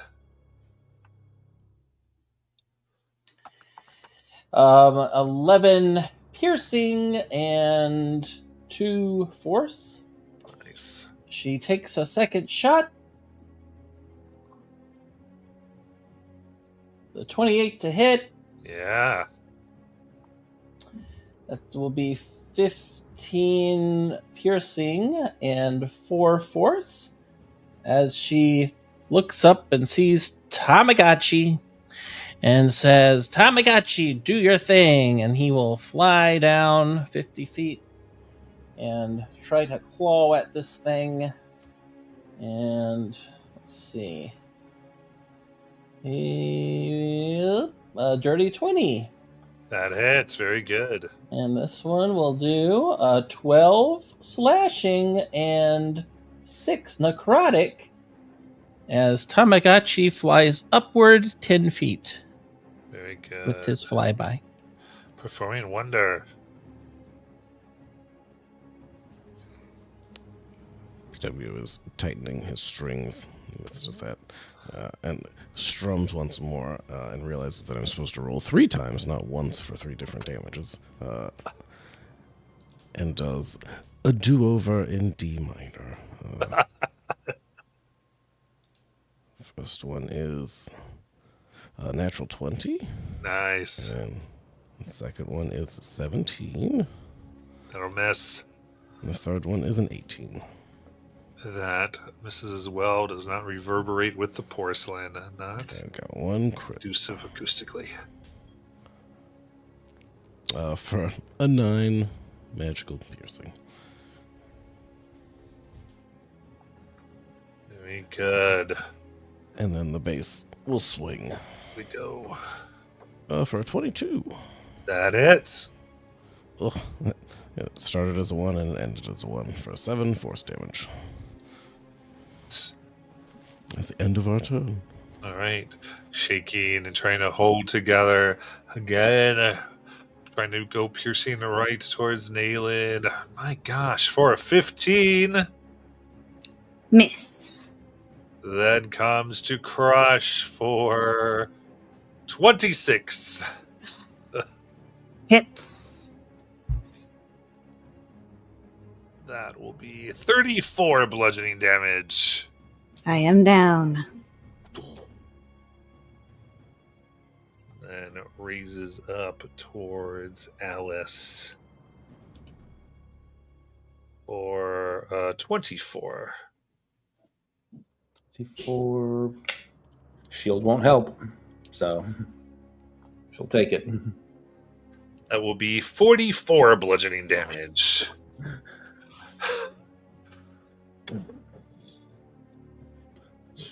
Blood spews from Alice. Porcelain cuts her. It was a lot less damaging as it could be thanks to the 20 temp HP that are totally gone now. And she takes this one and goes, "Oh, son of a, that hurt." All right, a nail end up save. Oh God, yeah. Forgot about that.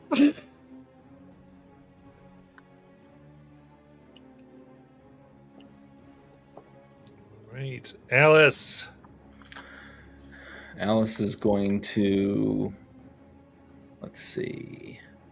Yeah. Alice is gonna, again, she's gonna bonus action, click her gauntlet, little nanomachines come out and go to Naylin for a healing word. She's gonna cast this at 4th level. For 26 HP back. That's very nice. The Naylin on her feet and saying, "Oh, I am so sick of this thing." And she will take her booming blade for a 28. So That hits, yes. that is 13 magical slashing and only 3 thunder. Okay. And then it's going to be a 24 to hit. Very good. Or, that's nice, 14 magical slashing. Roar's obvious holes now, arcane energy striking, keeping the shape more than the dolls themselves. That's her turn. Kelly. All right. Kelly takes her crossbow and shoots Very good. for a 27. That hits. 19 piercing and 5 force. And she will go ahead and shoot again. Nat 1. Oh, So she will yell at Tamagotchi. Tamagotchi, do your thing! And he will swoop down with his 10 feet of movement and take his talons out to swing for a 25 to hit. very nice. He does 11 slashing, 3 necrotic. How And does it then- turn it into bird food? Whew. He comes down with his talons that start dripping with nasty necrotic blackness. And as he does so, they swoop down and slice at this creature's face. And when they have finished, there's nothing but a giant, weird conglomeration of dolls as Tamagotchi flies back to land upon Kelly's arm, and she very approvingly feeds him a nut. Right. That will take our break.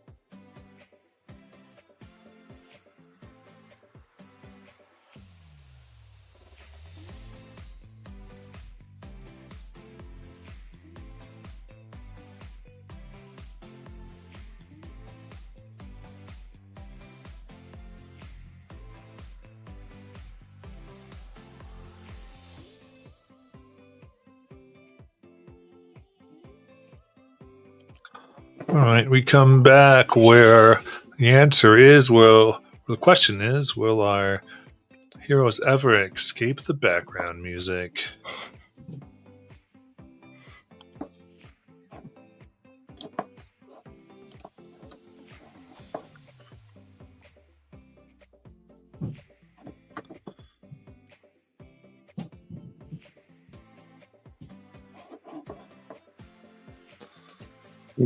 And apparently, where is Nayland?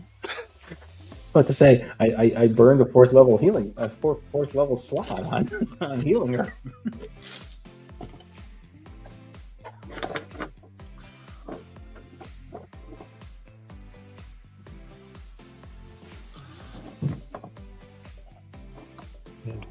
Check the Discord, do not see.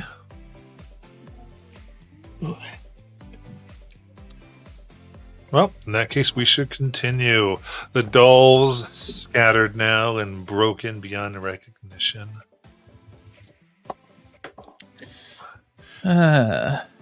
Children running up to you. Oh, good! We were worried about you, Kelly. Everything's okay. I think we accidentally stumbled upon this place here while we were looking for you all.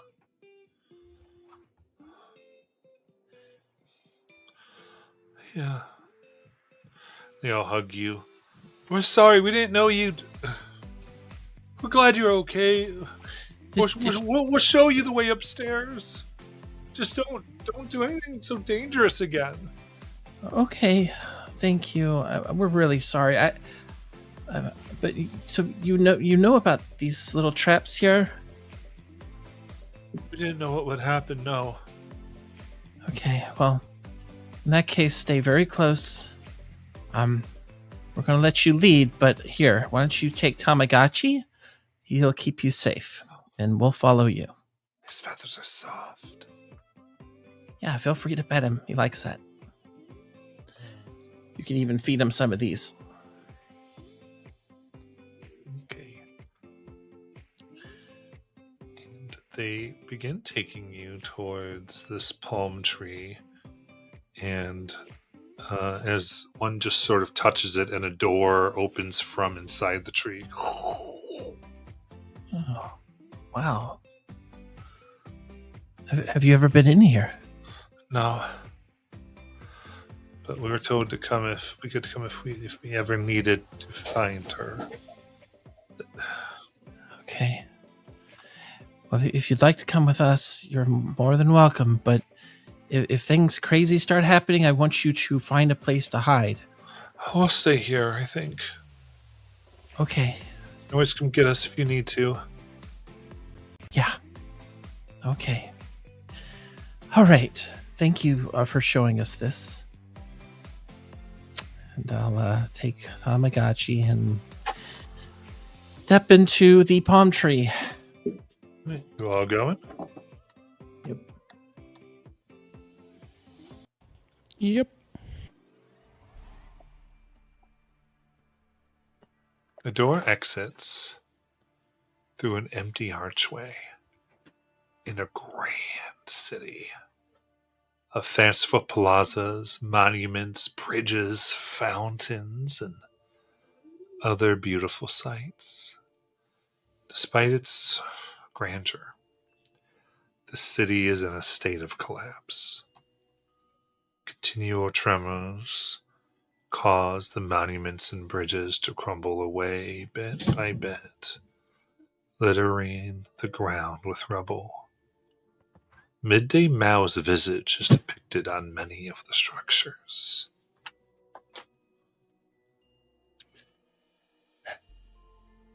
I feel like we really need to lean into these places. The children were the ones who showed us the way out. But I don't think they would have if we didn't make a mark with them. So keep that in mind as we walk around here, that maybe there's something we have to interact with or figure out.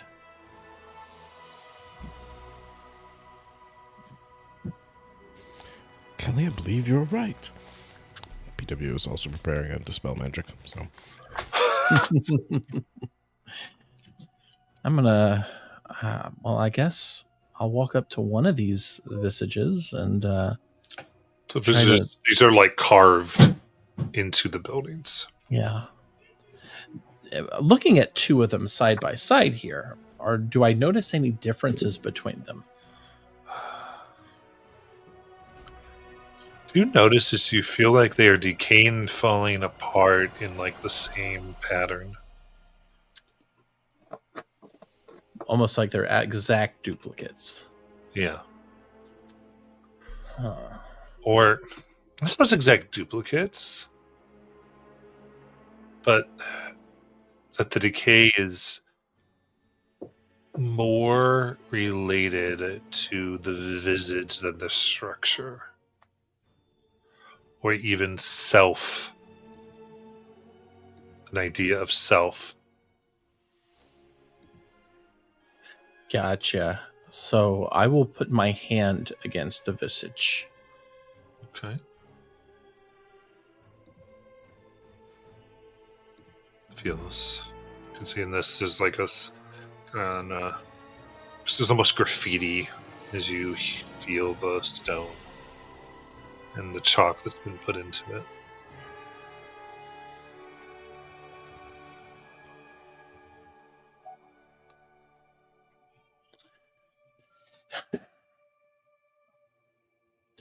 What do you think? Should we just take a look around?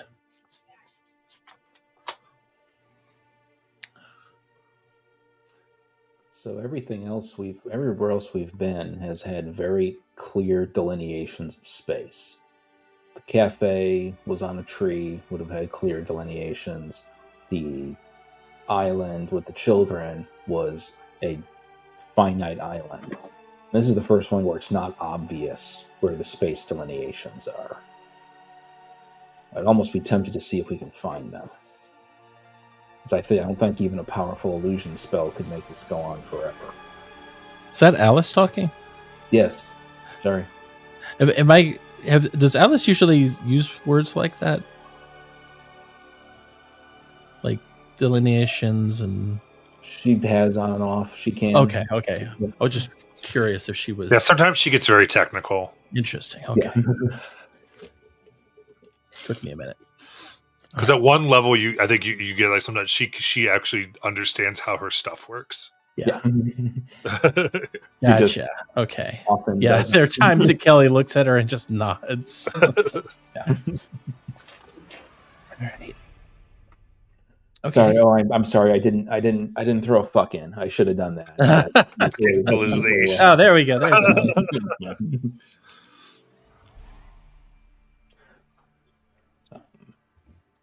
But I know. I guess it could make us go in circles, though. Right. Maybe overthinking it, but I guess just exploring is the thing to do. See if we can see anything that sticks out as different. Yeah, I feel like that's helped us out so far. So, yeah. Yeah. To get to the finale, we must play through the refrain. You see, you say it's like a city. Is there any sense that, like, is it a city where a lot of the streets might be heading towards like a big central square, or does it feel like we're just in? As you take a alley? look at that, you definitely feel that way. In fact, all the streets actually seem to be curved, almost as many concentric circles going towards one center. Oh, okay. So, Nayland, it looked like we're basically inside of a city after we went through a palm tree that children showed us. And that's where we're at. Didn't miss much other than that. Great, thank you. I was lost.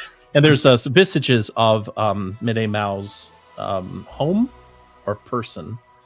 Was it her home? No, of her. Of her on all of the buildings here. And that's what I was interacting with when I think you came in. And now we're kind of just following the roads because there was a lot of rubble and just an open city. And we don't see anybody here, right? There's like not people walking around. Not people walking around, but as you begin to search here, you start to hear a voice kind of echoing down the streets. All right. Now pay very much attention to how you draw your illusory circle. This contains the embodiment of your will as well as how you're going to change things, such as eye color and depth. And you have to memorize this if you're going to do it quickly. And it can not be done without much practice. Almost like a lecture is being given, and the voice you recognize as Midday Mouse. Hmm. Maybe she's got a school going on in here, huh? The visages of Midday Mowl, they all looked like her as we know her, or her of different ages? All look like as you know her, except they all seem to be in crumbling, just like the whole city seems to be crumbling. Tremors shake your feet, and pieces begin to fall off more and more. Yeah, those tremors we felt earlier. We didn't feel them at the beach, though, right? There was Only a felt tremor them. when the dolls reformed, but that was Yeah. it. Okay. I'd love to go investigate this classroom that she's running. Head towards the voice, and does it seem like the voice is at the center of these concentric circles, or? You do find as you come at the center, there is this massive but very derelict amphitheater that she's in the center of. And she seems to be lecturing to a class of wispy shades. You can roughly see these vague shapes that are scribbling down notes on other shadowy wisps. And as you come in, she goes, "Take a seat. Suppose if you must be tardy, maybe you won't be idiots. Start taking notes, see if we can fix that piece of you." I'll go find an open seat. So we've interacted with her several times where the predominant feel has been that she's in intense grief and mourning and maybe on the edge of losing it. Does this actually seem like the same person personality-wise? Doesn't at all. It seems this person doesn't have any of that grief whatsoever. Is there any way... This is such a dumb thing to ask because obviously everything has been an illusion. But is there any way to... I guess, could Alice somehow look for something to ping her off, whether this is actually just another illusion of her? Yep, give me a perception check. Perception. Okay. Ooh, that's not bad. That is a 24. For you look and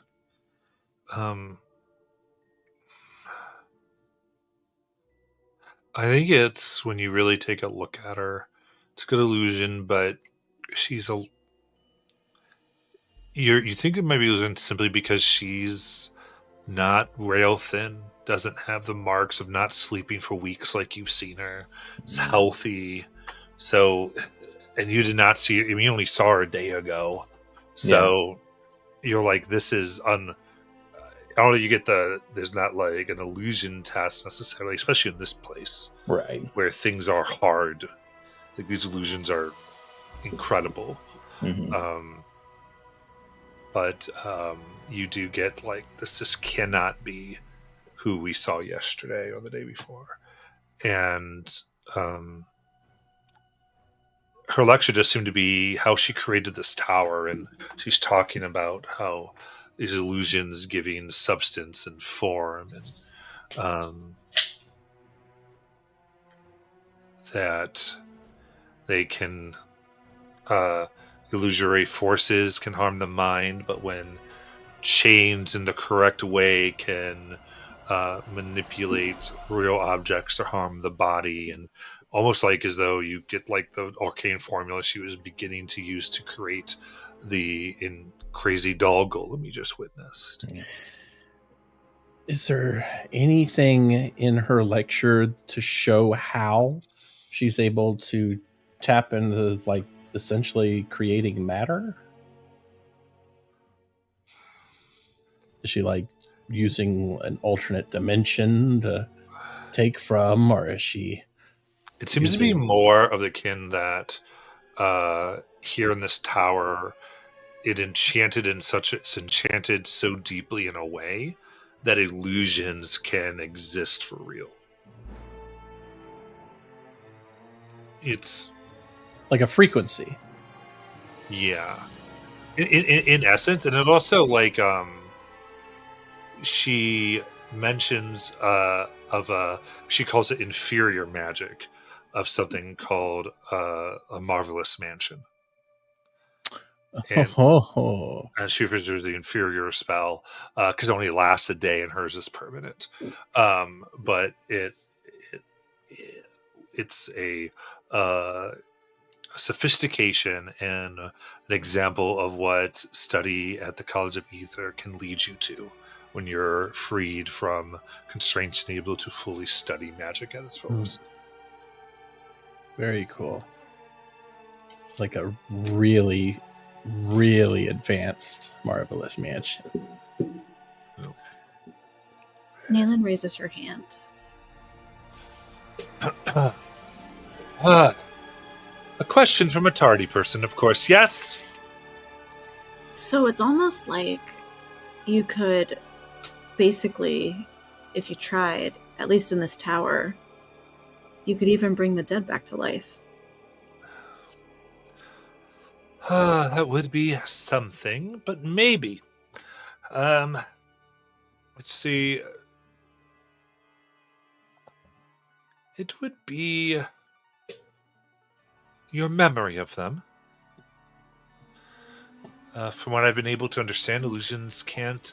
I suppose unless one could fully capture a soul, but even then, what's stored in the body would be gone. But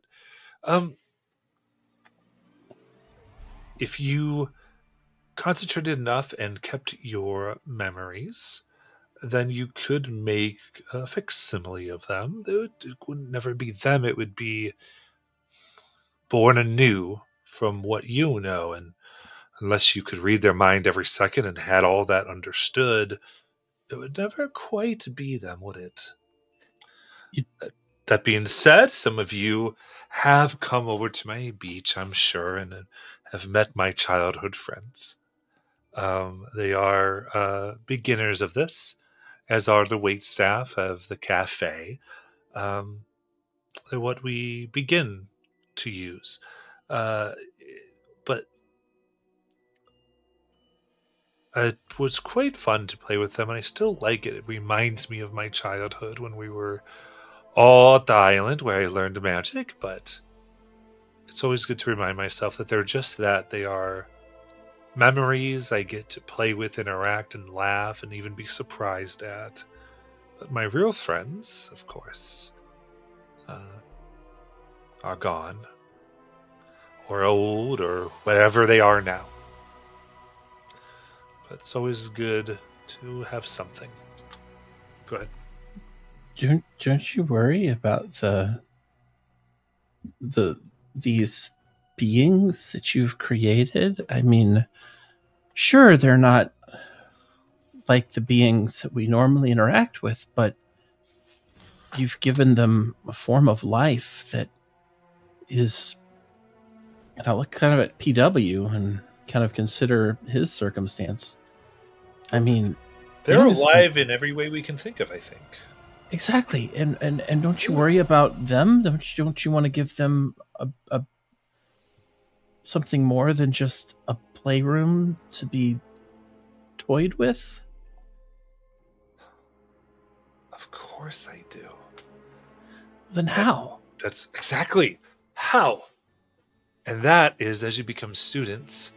And as we learn more, we can use our collective to go bigger. The illusions I have made, as far as I know, are the best that anyone has been able to do.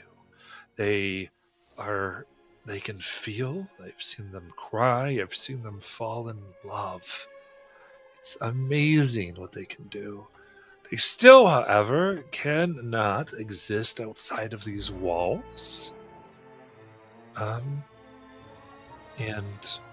do show some limitations here and there.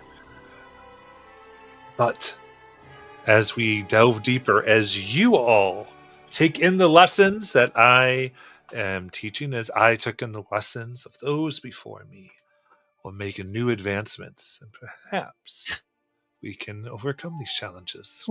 What if there was a place where magic followed different rules?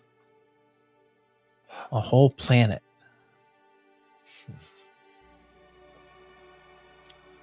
Well, then who knows what's possible? Yeah, I've seen this Dark Mirror episode. Some creepy stuff. Those. What is... So, yes. And she keeps going. One thing she mentioned goes, I have noticed limitation of one's emotional state or the emotional state of memories. My childhood friends, for instance, have never been able to age. And I think that might be because when I first fashioned them, they lived as children in my mind forever. They never aged there. Whereas when I think back to my favorite cafe back on Kalishtar, the people I visited there often, I watched age. And as I made the waitstaff, it seems like they have this semblance of growing old that they've developed within the illusion itself. It's remarkable. Naylan raises her hand again. Mm-hmm. How can you be sure you're not one? Oh, of course I am.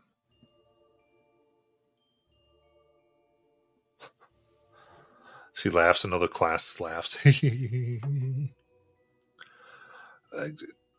Listen,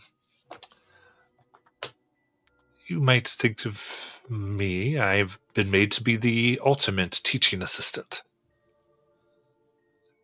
The real midday can come here and give you the latest things, but why should she bother her time for things that she's not actively discovering?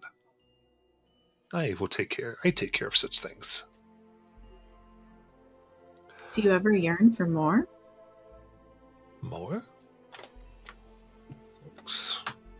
The only more I ever really yearn for is to see all of you take these lessons and come up with things that are new. So maybe you, or will complete that yearning someday, but not if you don't take better notes. Can you run a example scenario?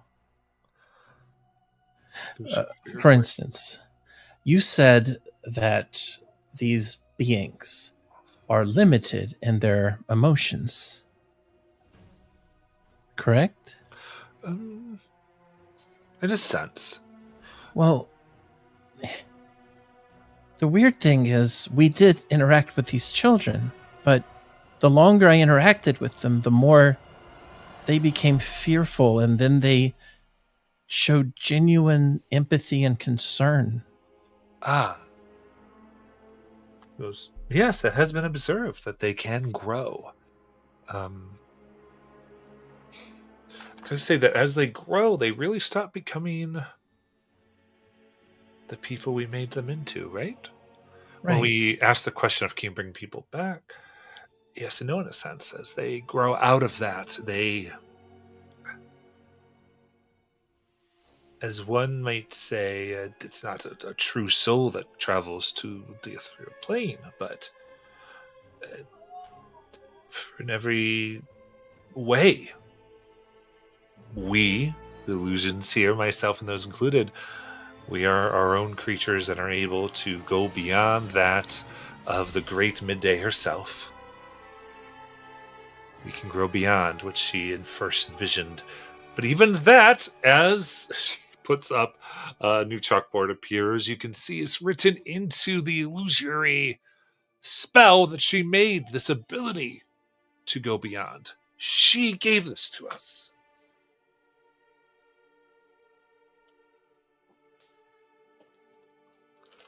But Did I'm sorry, go ahead. did she build into the illusory spell for this city that it was crumbling and falling apart? She kind of looks. No. I don't know why this has been happening. When did it start? Quite a few days ago. Yeah. Right about the time. Mhm. I mean, you mentioned in your lecture that the illusions are keyed into the state of the memories, but is there a lingering effect? Is the maintained illusion keyed into the state of mind of the caster? Indeed, there are many of us who would unfortunately cease to exist, and much of this place would should she perish. If you're hypothetical of one state, of course, if one would maybe go so deep into themselves that they began to behave entirely different, be an entirely different person. Mental illness could have detrimental effects on, first, the shape of the inanimate illusions, and those of So, us given consciousness should be more resilient in theory. so I'm going to level with you. We're here because we're a little worried about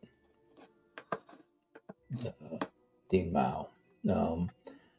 And by the sound of it, the state of the city might be reflective that she's struggling with some things. So we'd like to find her.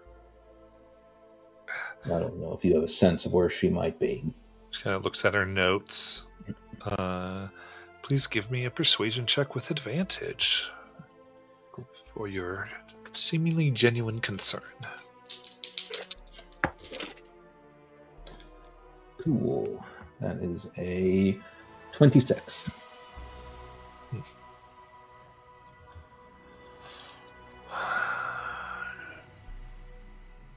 You are really worried about her.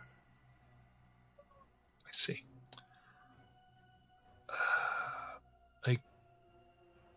I guess it's best to follow me if there's truly something wrong.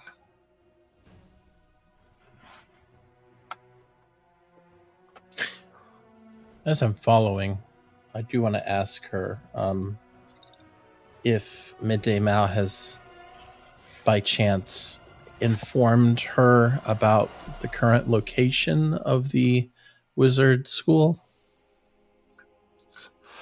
Yes, he had mentioned that I wouldn't be getting any Flesh and Blood students until things were better, which I guess so I was excited at all of you, hoping that meant that things were calmer. And that was right before the seismic waves, I guess. Yes, I asked her what was wrong, and she said it's nothing I needed to worry about. Okay. But that all would be well, and soon people would be back here to learn.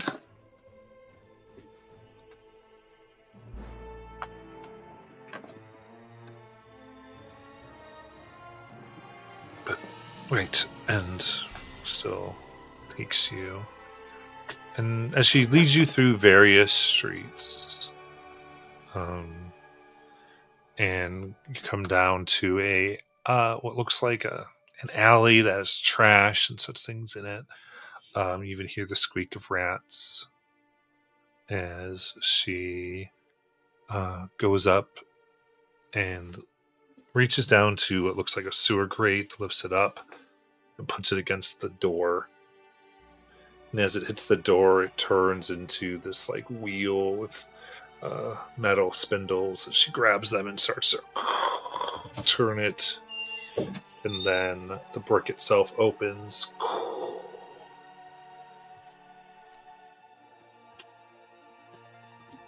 It goes, study is through here.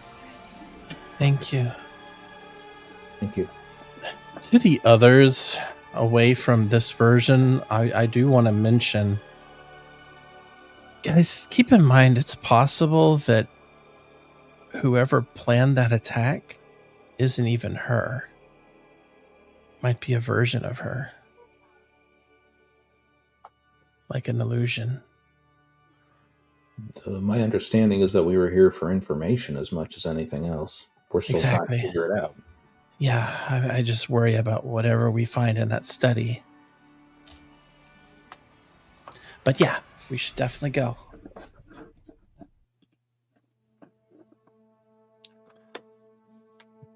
Come into a nondescript stone chamber.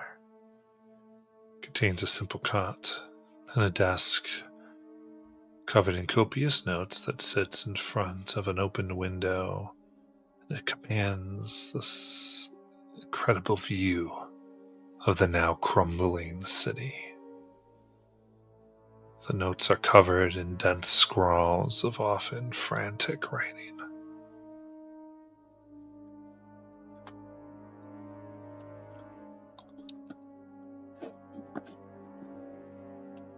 This planet is destroying her work. Might That'd be the explain. damage. Go ahead. No. I was just thinking out loud. Just maybe that's why she's doing what she's doing. She's desperate.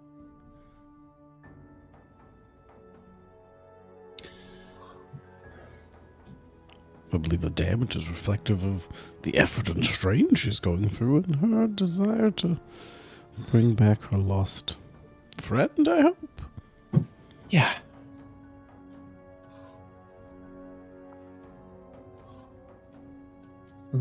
I just hope we can resolve this peacefully.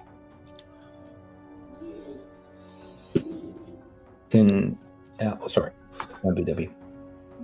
Well, that's always why people seek us out, because of our peaceful solutions.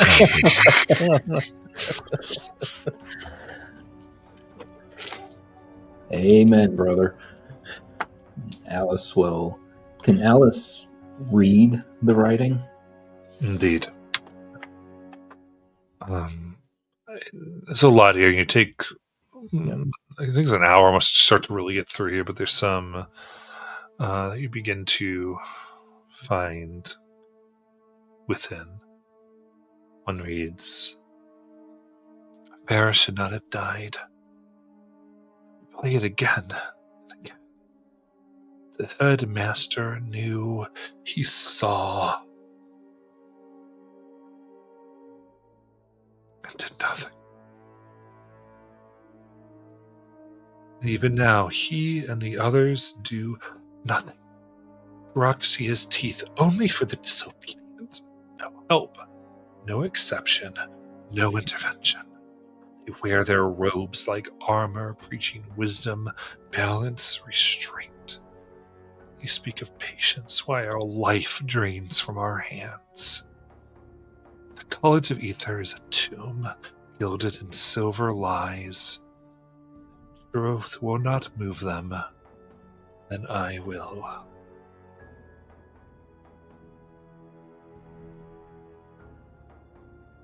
Another reads, The helm is the key. Cursed, yes, but what is cursed but power we feel to wield? They have no such fear anymore. Releasing it will call their attention, scatter them, force them to see the cracks in their shining halls, let them chase ghosts, while I forge truth. This is not madness. Some tell me it's clarity. She will walk again. Even if I must drag reality itself to its knees to make it so.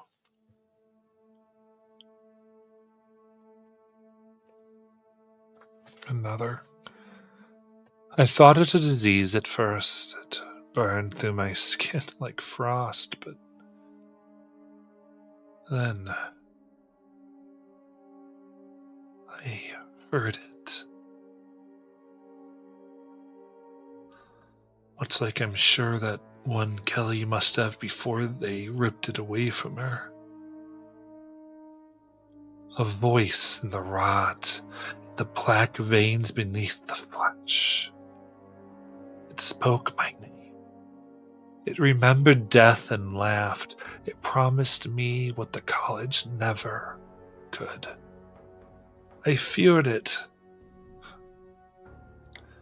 But Farah feared nothing. So neither shall I.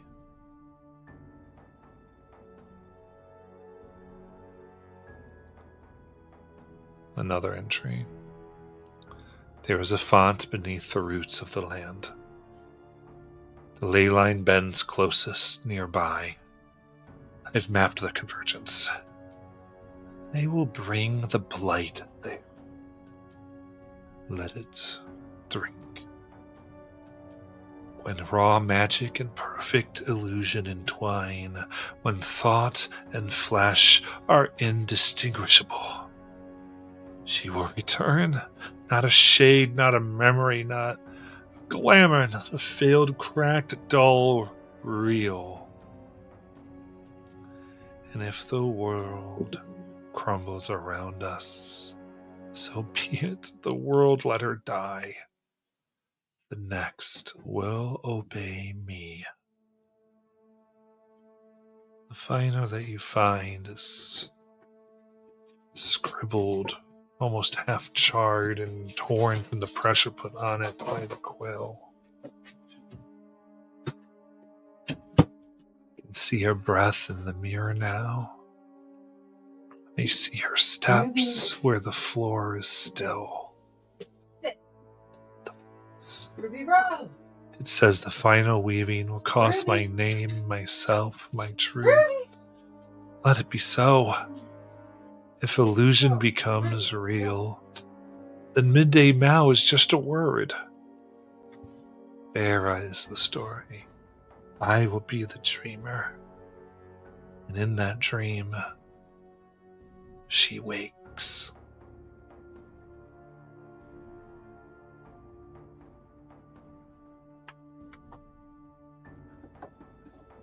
So, Alice, more of an instruction manual or manifesto, would you say? I mean, all I can keep thinking is all I did was get shit-faced drunk when it happened to me.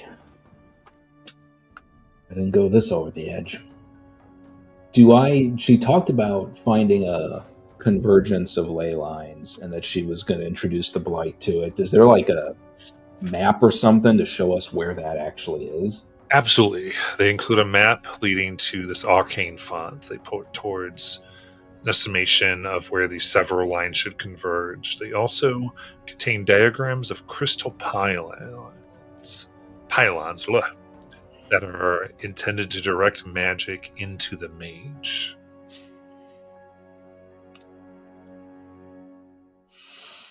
I think maybe we should go here. Yeah. Do you think... Go ahead. Do you think we might have to construct additional pylons, or...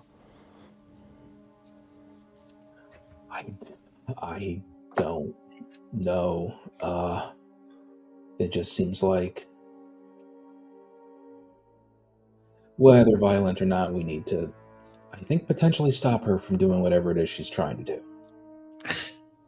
While Alice was reading, I want to take just a general look around the office here, see if I find anything of interest, maybe in a desk or behind the chair or...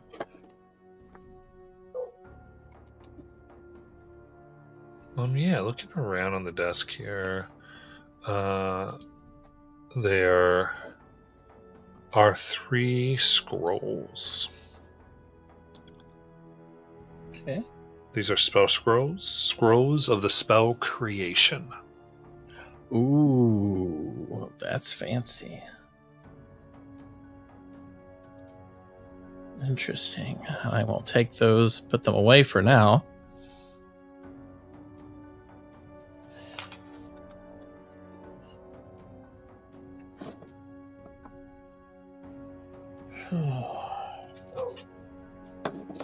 Nayland puts her hand on Alice's arm. You said that when this happened to you, you didn't do anything. You just drank and drank. And if you had the means, like Midday Mowl, do you wish you could have done something?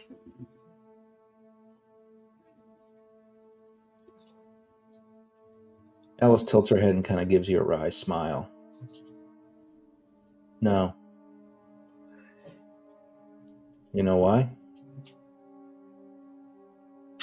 Because when all was said and done, I wouldn't have been able to look her in the eye afterwards.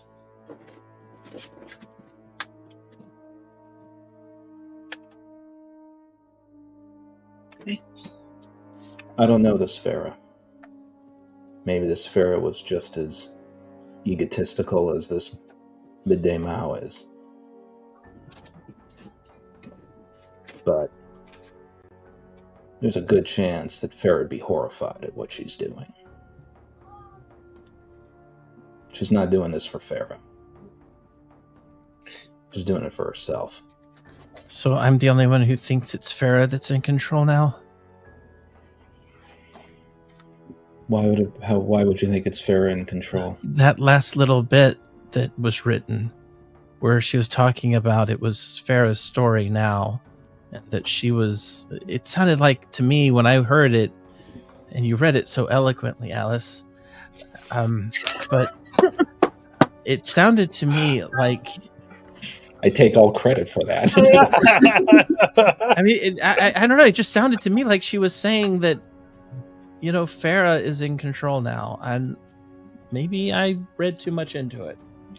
I mean, she's saying that. I guess I would assume that she means that metaphorically. That she thinks she's doing all of this for Farah. And that she is just a tool to allow Farah to live again. I want to do an insight check on this text. Looking at the word choice, you know, just trying to read between the lines with my theory. Parchment blushes. Investigate. I don't know. I think you've heard it all. You can draw your conclusion. All right, that's my conclusion. That's what I'm going with. Guess the only way to know for sure is we go to where it says on the map. Yeah. Either way, we gotta find her. Exactly. Well, I've taken a look around, and I don't think there's anything left in here, so... Yeah. For what it's worth, I am giving you, in the handouts, the, non-dramatized text.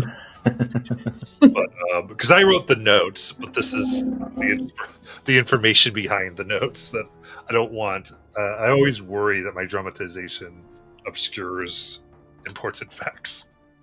I wouldn't have it any other way. All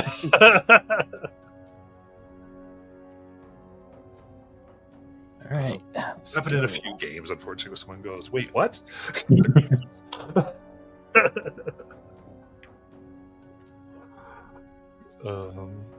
Sorry, I didn't hear a word. Could you just do that speech again right quick? My notes are only halfway done. Alice just takes the notes and shoves them into Pete. She shoves them to Pete towards PW and says, "Just put them in your chest cavity. I assume you have one like all the others did." Vulgar and accurate.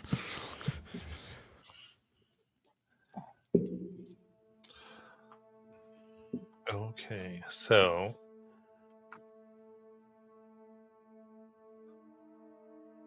Hopefully we'll make it before the realm falls apart. We'll find out. as that happens, a tremor bursts through. Crud. She goes, "What?" And now you see the city rapidly collapsing around you. Layer upon layer of illusions begins to burst in an overwhelming cascade.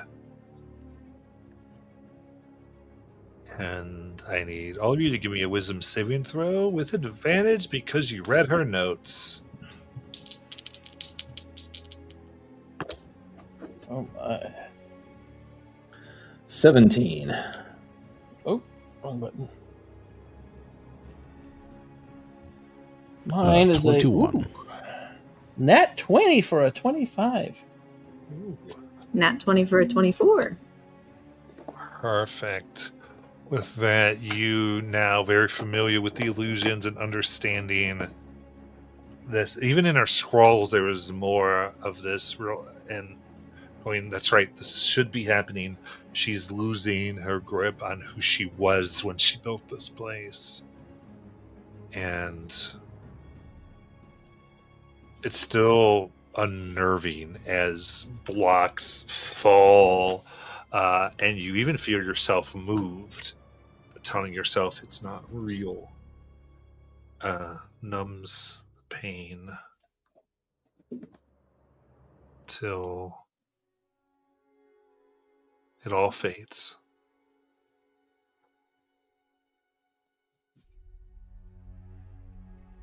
You don't see the illusion of Mowl anymore next to you. Just stone-faced gray area. In the chamber you're in, there's a cot and a table which faces a black stone wall. The notes and items that were on the desk are still here.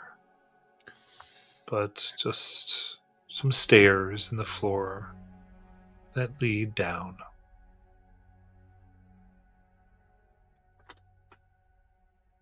Okay. And Kelly's thinking of those children that might have been absorbed just now, and she starts heading out.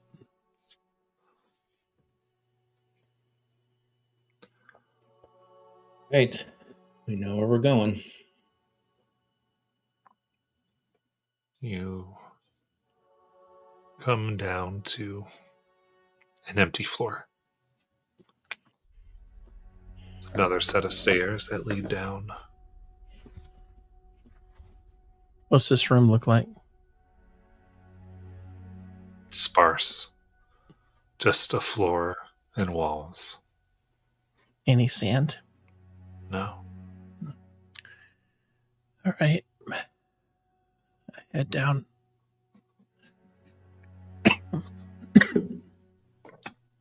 Going down to the next. There's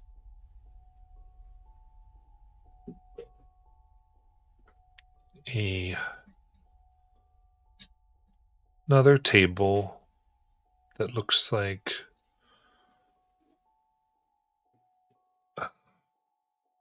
one of the cafe tables, but dirty. Just the general shape of it, but nothing else except for a few notes and what looks like a deck of cards. Oh, let's check that out. Pick that up real quick. Nothing dangerous here. Was it like just playing cards? Do you take one out? Oh, shit. Which hand did you use to touch the card? Oh, shit. Well, is Matt evil enough to do this to me? Let's roll it. Evens, I'm taking a card. That is nope, that's a 13. So I'll just put it up for now. Look at it later. Oh. Jeez. Alice will look at PW and point to the table and go, "They held our table for us. Ours was the only one." They did. Oh, Kelly, you should see if you can get another mocha. Yeah. No.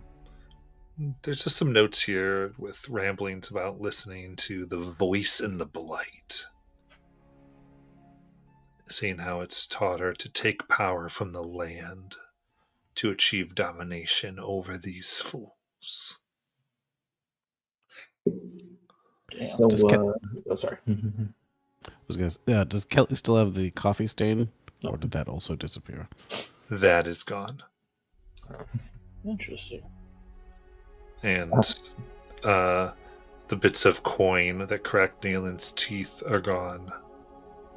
Your teeth are back? Nope, the teeth are still The teeth, the bloody nose, those are all very real. Yes. Alice will look at Kelly and go, so, is the Blight still talking to you? Not since we did that spell on me. Okay. Why have you started hearing it? Say again, sorry. Have you started hearing it? No, her notes all talk about the Blight talking to her. So I just didn't know if you were still, didn't know what its MO was. Can Naylan insight check Kelly? Because that was like textbook, like, no, what about you? And like deflection? That was strange. I mean, the Blight talks to everybody. Like, who hasn't talked to the Blight? Alice has made all her saves. I got high. 25.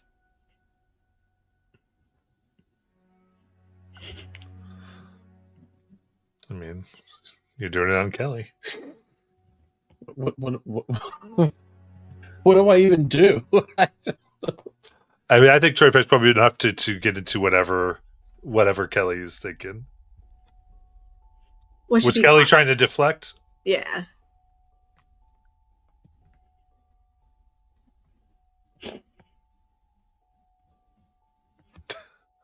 Are Kelly and the Blight still BFFs?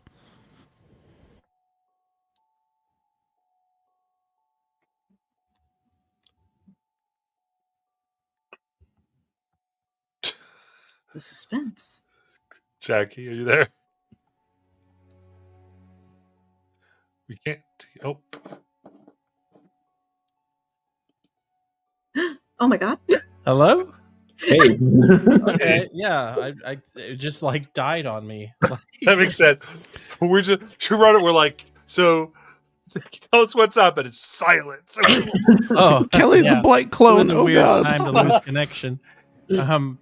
Yeah, no, I mean, no, she's not lying or anything. Okay.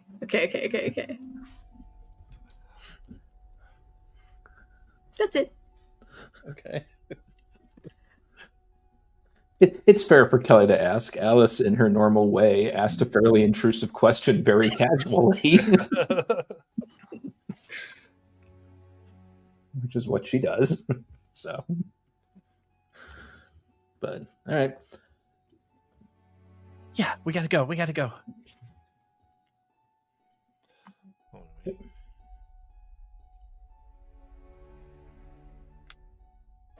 Then you get to the final floor. It's much like you left it, except there's no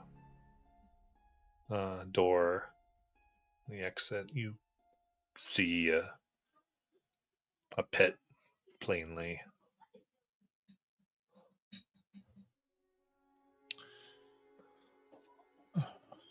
Does it look like the room we came in? Yep.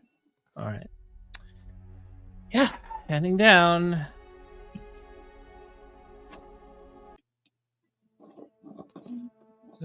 As you leave, you actually see Nesric waiting outside with a look of grave concern upon his face. You all made it out of there. Good. Tell me, what'd you find? I'm sorry, who is this again? Nesric, the person you just made. Okay.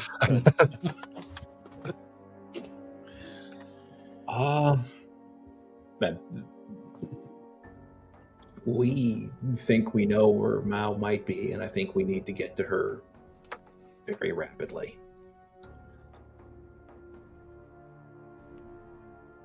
She's going to try and put the death goop into the battery of the planet. What? She's confused. She's losing her mind a little. She's under a lot of grief right now. Maybe she can be reached. Regardless, we got to get to her and stop her, however we stop her. Right. All right, well, definitely. If she draws power from the font, it could... The burst of energy from it could be devastating. Could threaten the college and even cause the Nexus to fail. Which would do us all. Yeah. I've been looking at it. I've been looking at the blight on my own, but I had no idea it affected Midday so much. I had theorized it was mindless, but if what you're saying is true, it might be a lot more malicious. Her notes say it's been talking to her, and she's been listening to it. That is not right. When it attached to me, it was always messing with my emotions and made me kind of forget who I was and think I was supposed to act differently. Right. It's possible that her despair made her more susceptible. Should we take one of the eggs?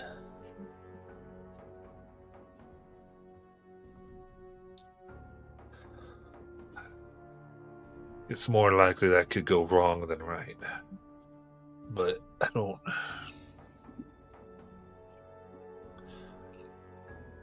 All right. I mean, it seems to spread like a disease. And it stands to reason if it spreads like a disease, there could be a cure, but I have no idea. There could be a way to counteract its spread. If you can get her back here, then we can use the crystals to see what we can do for her. I mean, it's deep, much more than it was in you, and that was rough enough. But if you want to help her, you need to capture her. But from what little I saw of you, you grew a lot stronger when you had the blight in you. And if she's deep, her powers could be greatly enhanced. Yeah. Be ready for anything. This idea of hers, a new reality, that's hypothetically achievable.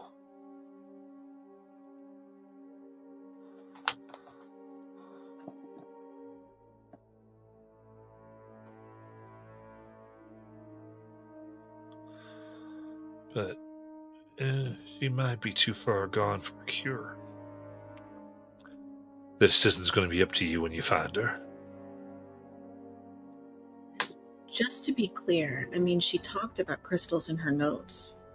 These are not our crystals, right? Our crystals aren't going to backfire and make her plan happen.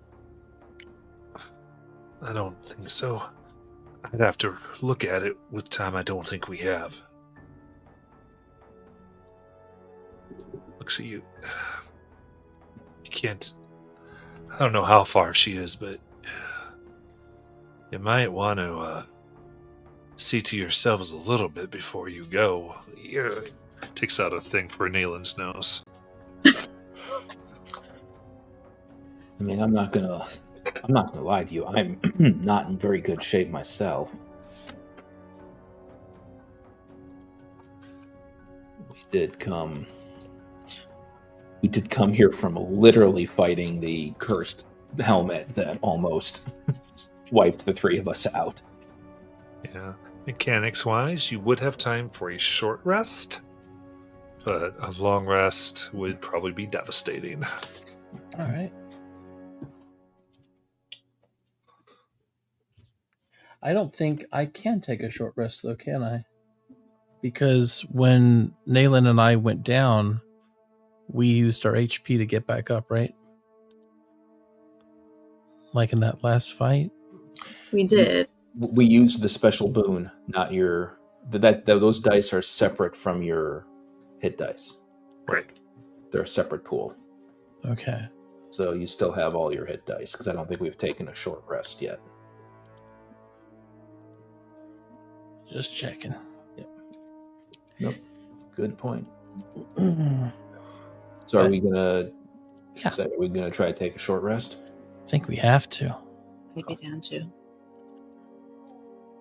Or this is going to be real short. Yep.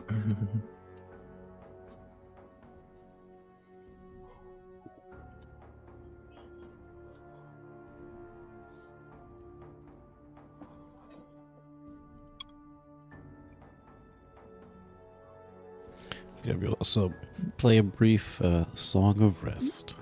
Which Nice. just gives you 1 extra D8 HP back. I'm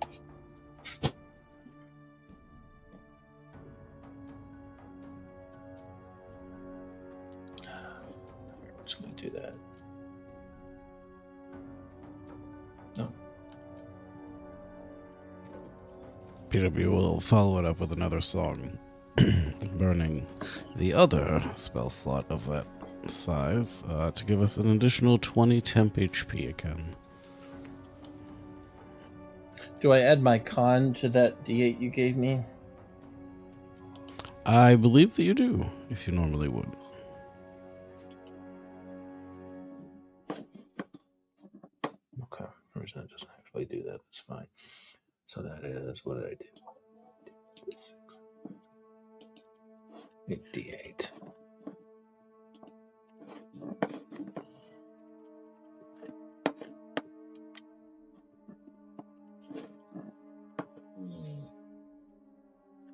Okay, so I have that, and I have the 20 temp. Is that still up? It is refreshed. Okay.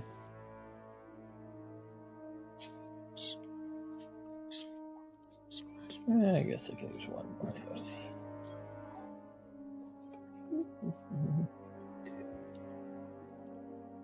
Okay. There we go.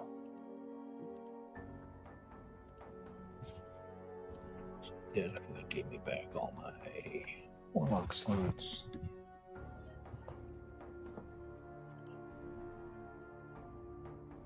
Spell back.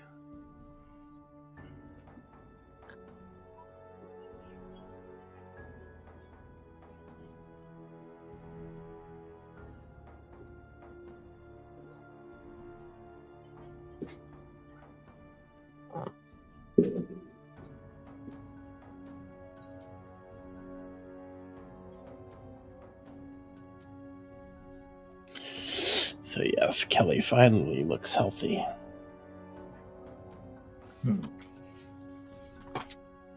Yep. All right.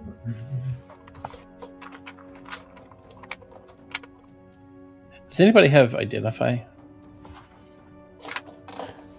I do. There you go. PW, help me out in figuring out what these cards do. Ooh, cards, you say? Well, let's give them a peek. PW will play a song of Identify. This is the deck of illusions. Ooh, fancy. Makes sense. Can I tell to whom it previously belonged? Indeed. Midday Mowl. This could be quite powerful, Kelly. You should be careful. Okay. Or not. Maybe it might be useful in battle. Ooh, it could. Although using illusion against the Master of Illusion might not have the effect you'd hope for. Yeah, good point. Yeah, But you never know. useful tool in the future, but trying to use it on her might just tick her off. She might view it as insulting. Y'all think we should bring in our bestest friend in the world, our succubi?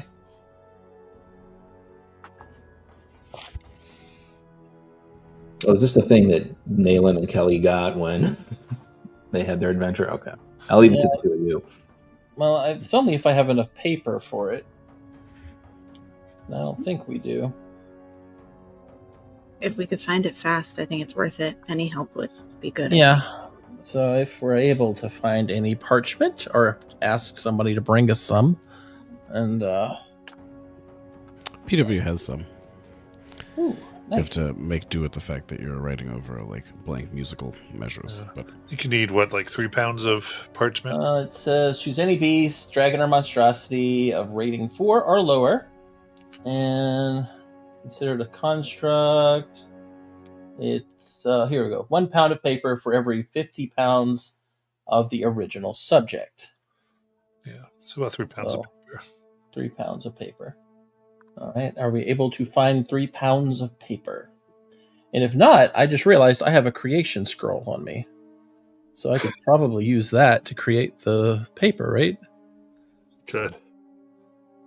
So if we can't find it, I'll use one of those. This is super. Gotta use my 5th level scroll to Oh. yes,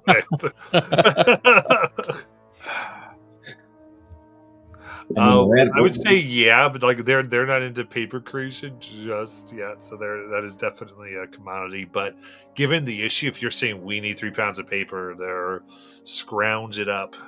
Okay. Cool. So our rating 4 buddy is now here again.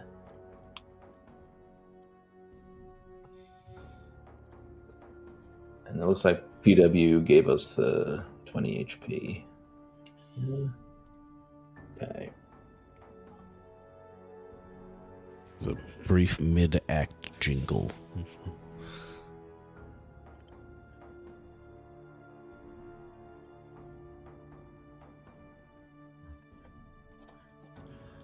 Very good. I don't know what's wrong with D&D Beyond today.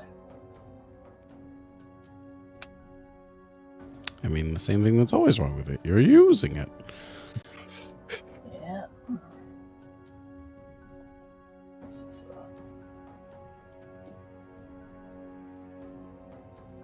Oh, that's nice. I can just look for something that's level 4.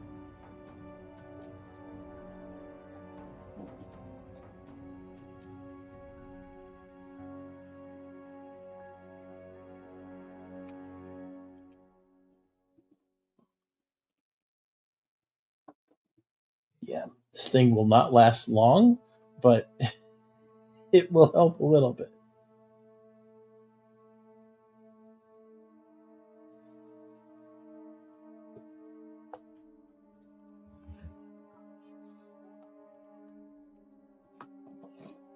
All right.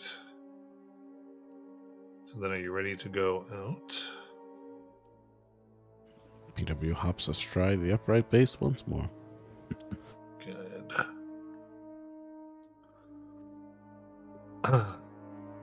Again, following the map, as you do, a sudden wave of changing terrain and shifting magic assaults all of you, and I need a charisma saving throw unless you choose to fail.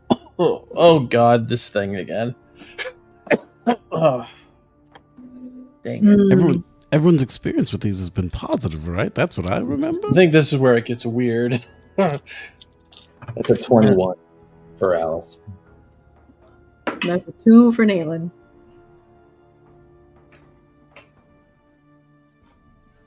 All I was right. trying to find what level is it, because I think I'm at 3.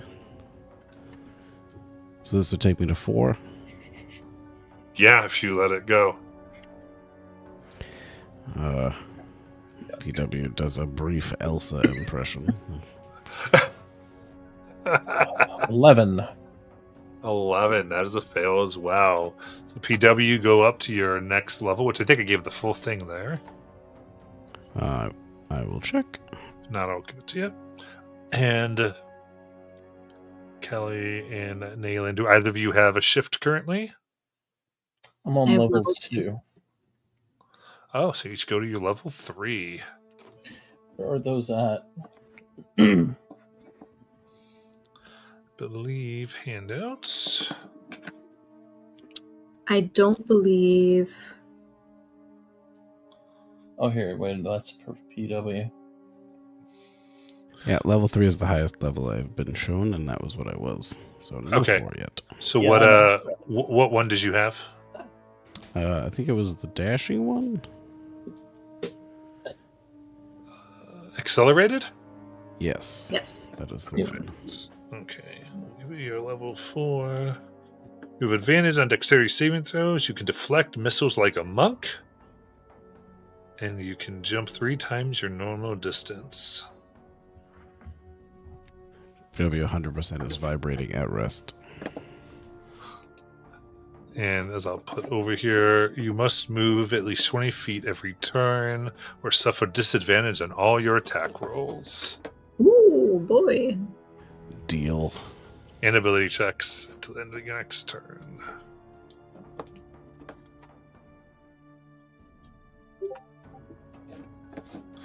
All right, and Naylan, what did you have? I don't know what it's called, but it's the one with disguise self and alter self, and I need level 3. Okay.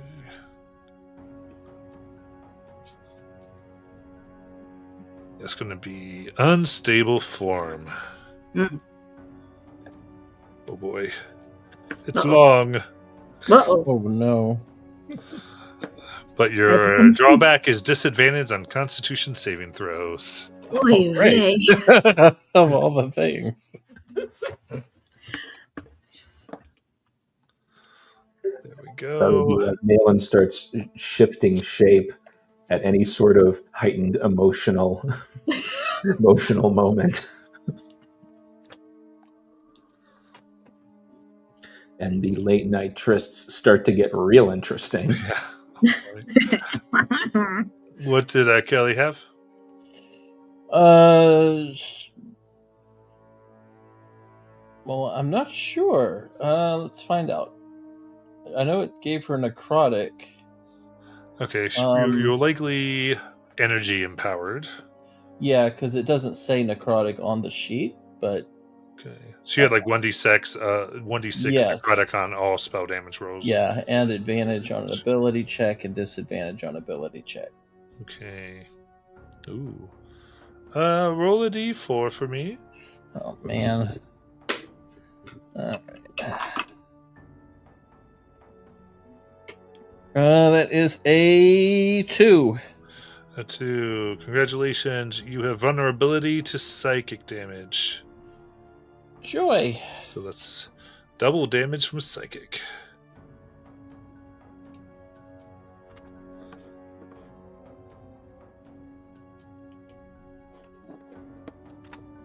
But you now have advantage on all saving throws for charisma, wisdom, or intelligence, one of them. Okay. You can choose. I'll put that in there. You're level 3. You can choose what condition that's going to be. But your damage type is going to be Yeah, I don't think I can change it. I'll have to Psychic. add a thing on here later. this. Okay.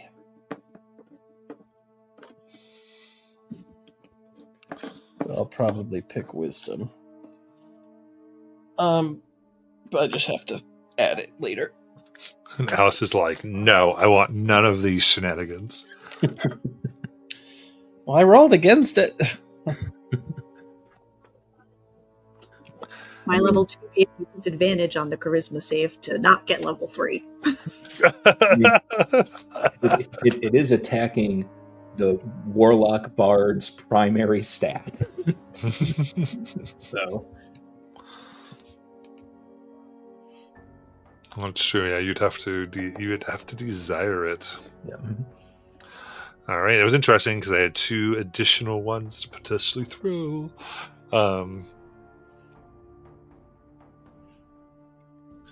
Just so you know, as these increase, there's more and more options per section.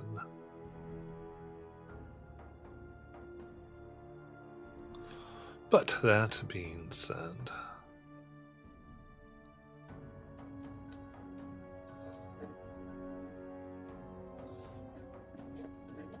You begin here, getting closer after encountering the shifting and making your way through now sandy desert.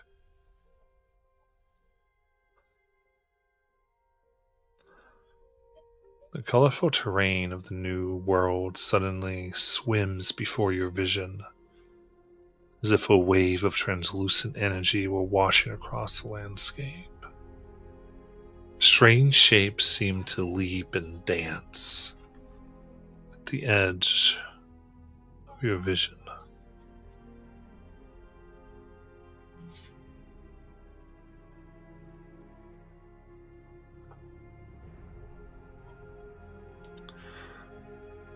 You get the sense, much like in the tower, but stronger.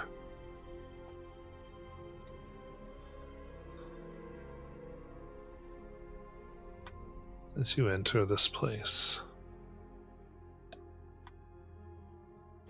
Well, let's hope she leads with the cafe.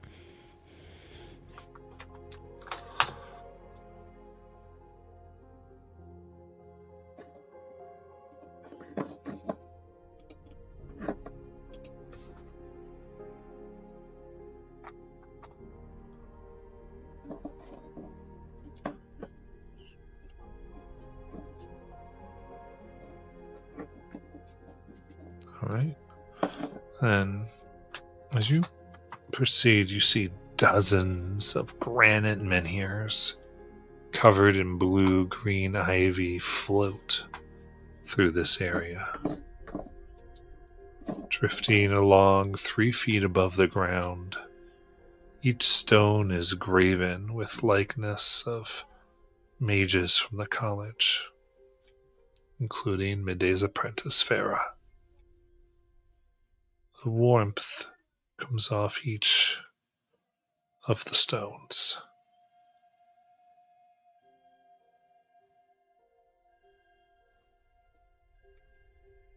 What would you like to do?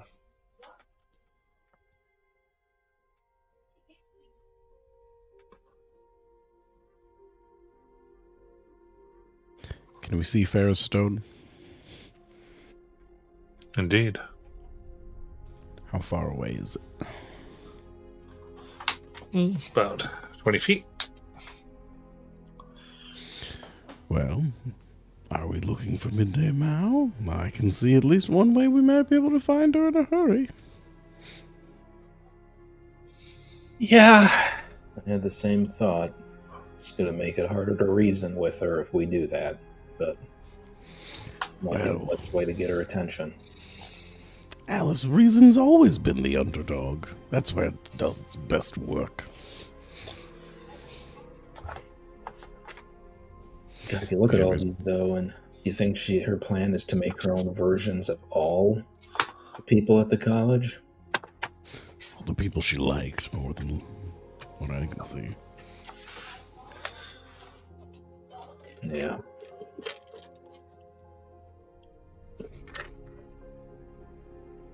I don't know. Do you see Tellery anywhere?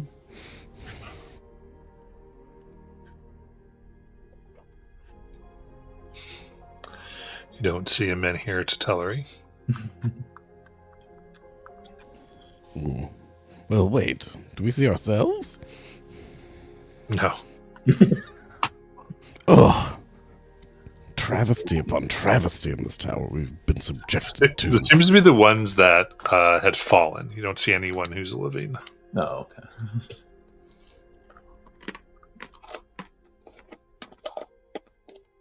Well, PW will play a short tune for Mage Hand and grab onto the Farrah stone.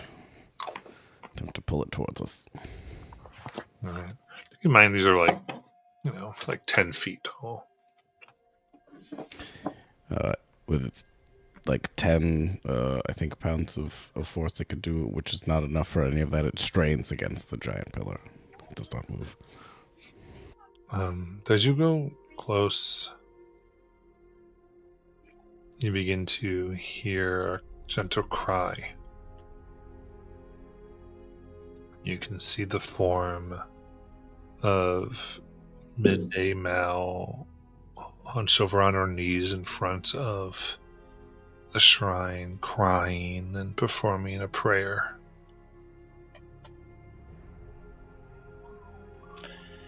Do we see around her or anywhere nearby these crystal pylons that her notes talked about? No. Mm-mm. Any blighty bits? No.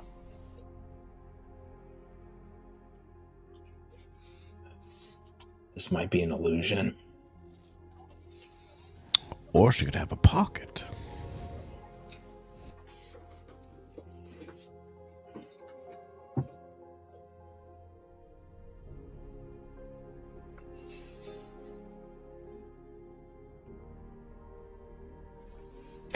This is where the map said.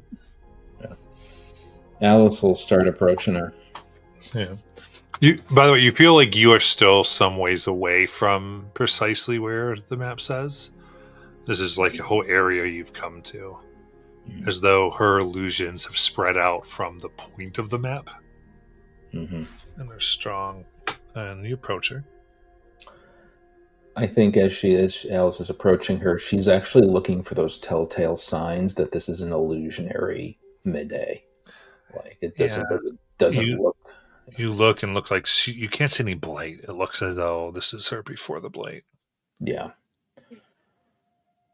I say we try to get past this. This is a distraction. All right. And Kelly will start walking up and then just kind of look at Midday. Are you all right? You look. She weeps and looks at you. Give me a persuasion check, Kelly. All right. Ew. 25.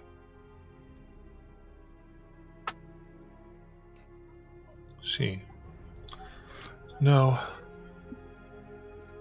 I loved Farah like a daughter. She was everything, and now she's gone.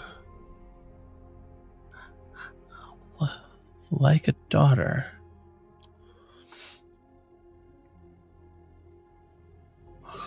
Okay.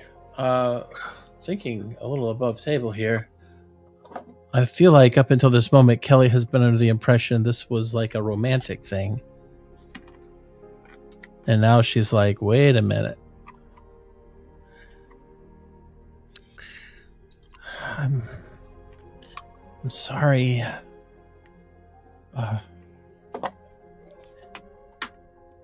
That has to be very difficult.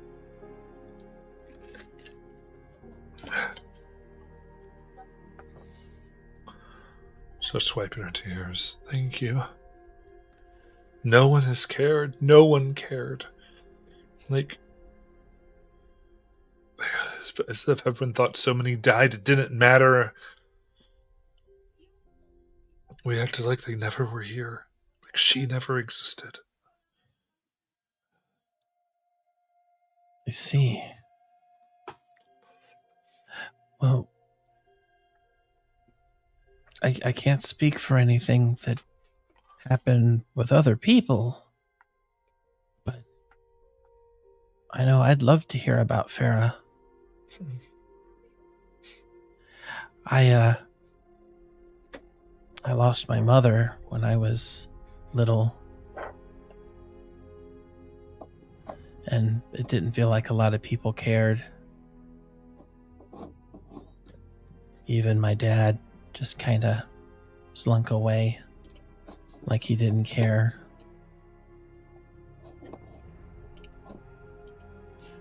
I'm sorry about Farah, and if you'd like to talk about her, I'd be happy to hear about her. I'd like that. Let's begin sharing more about her. Okay. And Kelly is going to pay attention to this story because she's legit. She does care. And just for any information that, as well as because she's still hoping they can save Midday Mowl, even if it's not possible. And I think she knows, part of her knows it's probably not possible based on what everybody has said, but she also wants to know if there's any way to reach her. So. Yeah, and you listen to this and you start to understand a little bit more about her, and she goes, she seems to finally collect herself and get over this grief. She takes your hand and squeezes, goes, "Thank you." And she leaves that dark place. You see tendrils of blight spring up, wrap around her, and she shatters. And they vanish as well. I think we can pass now.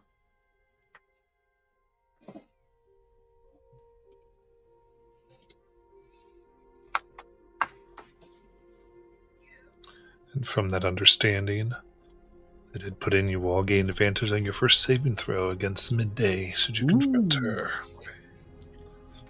Yes.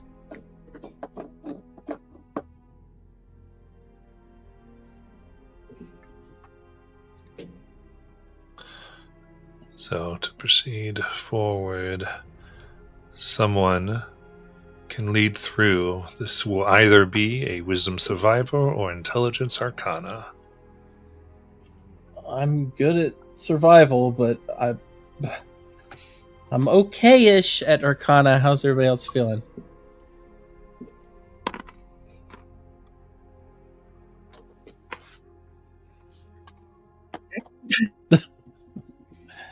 My Arcana is only so, I'd say.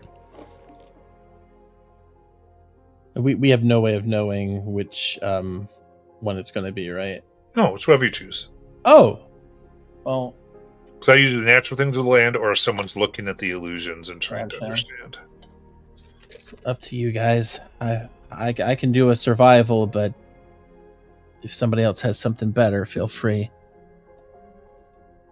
Malin is shit at Arcana and medium shit at survival. How's Alice? Alice is not particularly. She's fine at both, but nothing special. All right. Well, Kelly will volunteer a survival check then. She has a really, really good survival.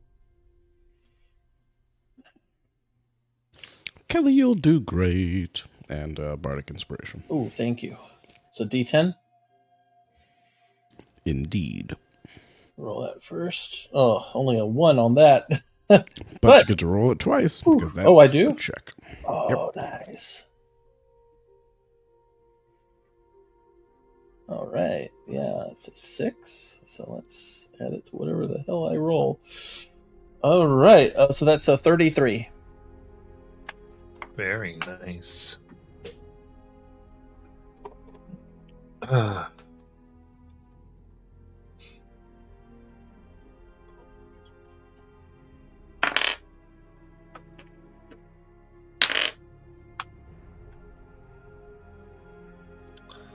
And you proceed further, trying to see exactly how all this is put together. You feel you're doing well. And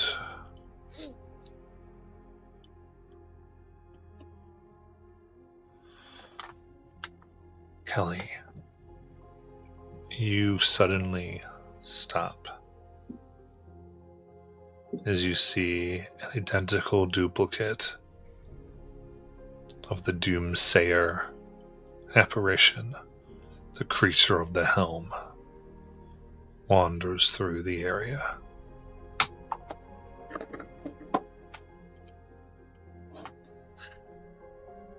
Does everybody else see that?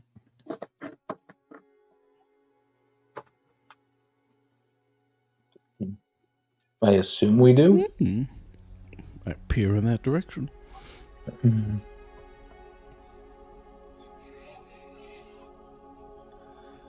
You look, and as it is moving, it's a bit odd. It bends over and like sniffs the ground.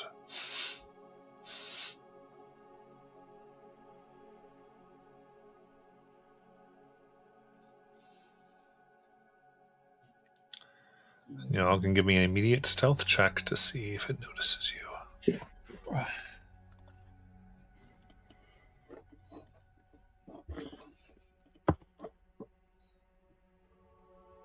Oh no. 29. 21. Also 21. Nat 1 for a 10. Okay. I guess Callie is shaking. You all are able to calm her down, grab her however you see yourself doing that. For a moment, it doesn't look, and it starts sniffing more, and it wags its butt back and forth. Wait, what? Am I remembering the wrong thing? Nope. Okay. This looks weird. Oh yeah, definitely. Okay. Do you think it's some sort of illusion in this illusionist's repertoire? Yeah, I think it's it better be an illusion.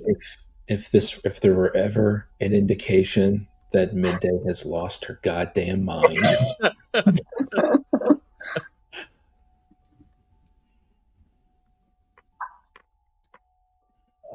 If it's like a dog now, I mean, maybe it's friendly. I cast animal friendship. Okay. Wisdom save. Oh, 17. very nice. Wisdom 17. Let's go.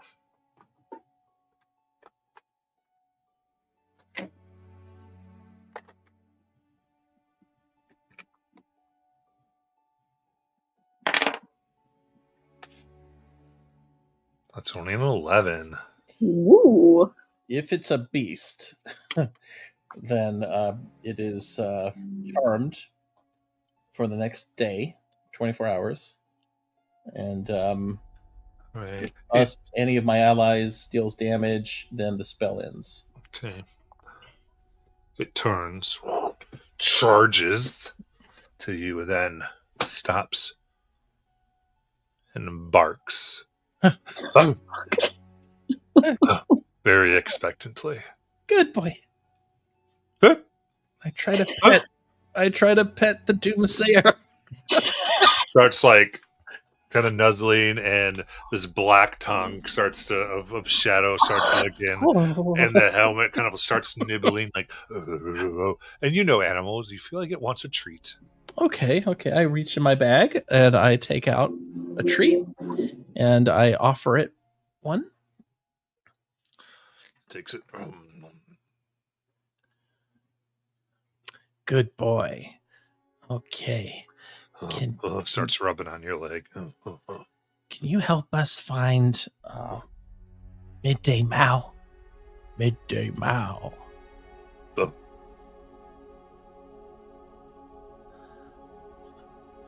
Should I do a speak to animals, guys?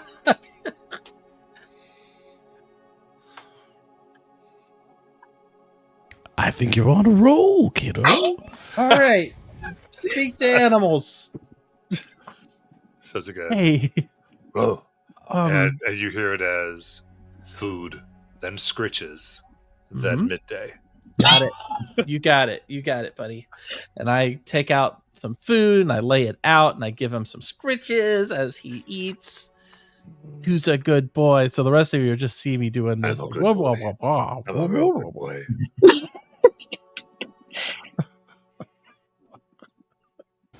Right. So we know he's important. That's what we're telling ourselves. He's important. That's okay. It's a great plan. I know. I've we will succeed.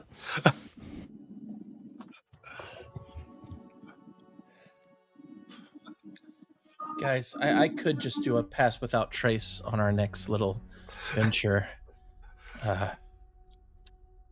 It didn't really occur to me until after we'd already started sneaking in here. However, they are happy to help you go further, Okay. which will give you an advantage on your next check to navigate. Okay. Nice. Led by your pet Doomsayer. If we're going to do this as a sneaky sneak, I will put up a pass without trace for us, since animal friendship does not require concentration. So that will give us a +10 on stealth if we need it. And you said advantage on survival? Yep. Okay.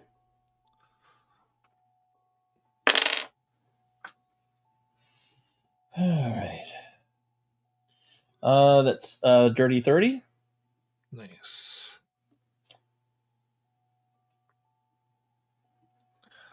All right. As you come out of this whole area, you feel a change in the magic as it stops and marks ahead as though it can't go past a certain point.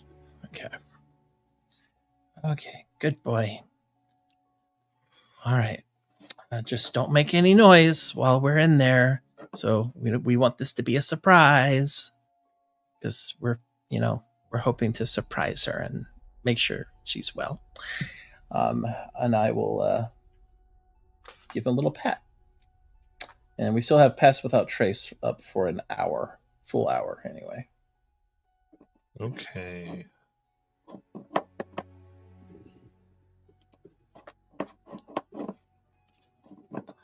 You know, Kelly, you could try to create a leash with those spell scrolls you have to potentially bring our little friend with us.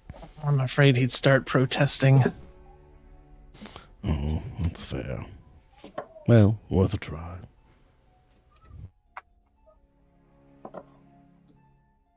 That was the weirdest experience of my life, guys. So far. The night is young.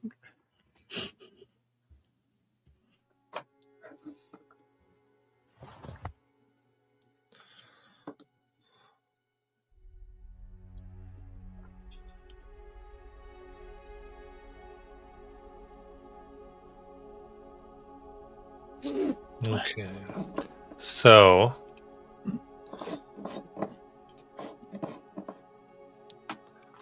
now you see a sphinx soars through the sky. Several hundred feet flying above the ground, scanning the surroundings with sharp eyes. Cutting through your pass without trace, unfortunately. Damn.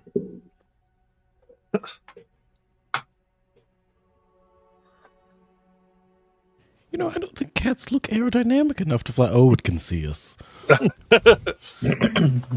Its large paws and wings, and almost a lion-like head, and comes down, and then as it turns up, its face less like a lion, more like midday Mowl. Looks upon you. Kneels down. You, in Midday's voice, you pass through this land, unbidden, answer me these riddles. I shall feast on your bones. And we'll end there for tonight. Well, joke's on you, madam. Riddles 3. Thank goodness we have the succubus with us.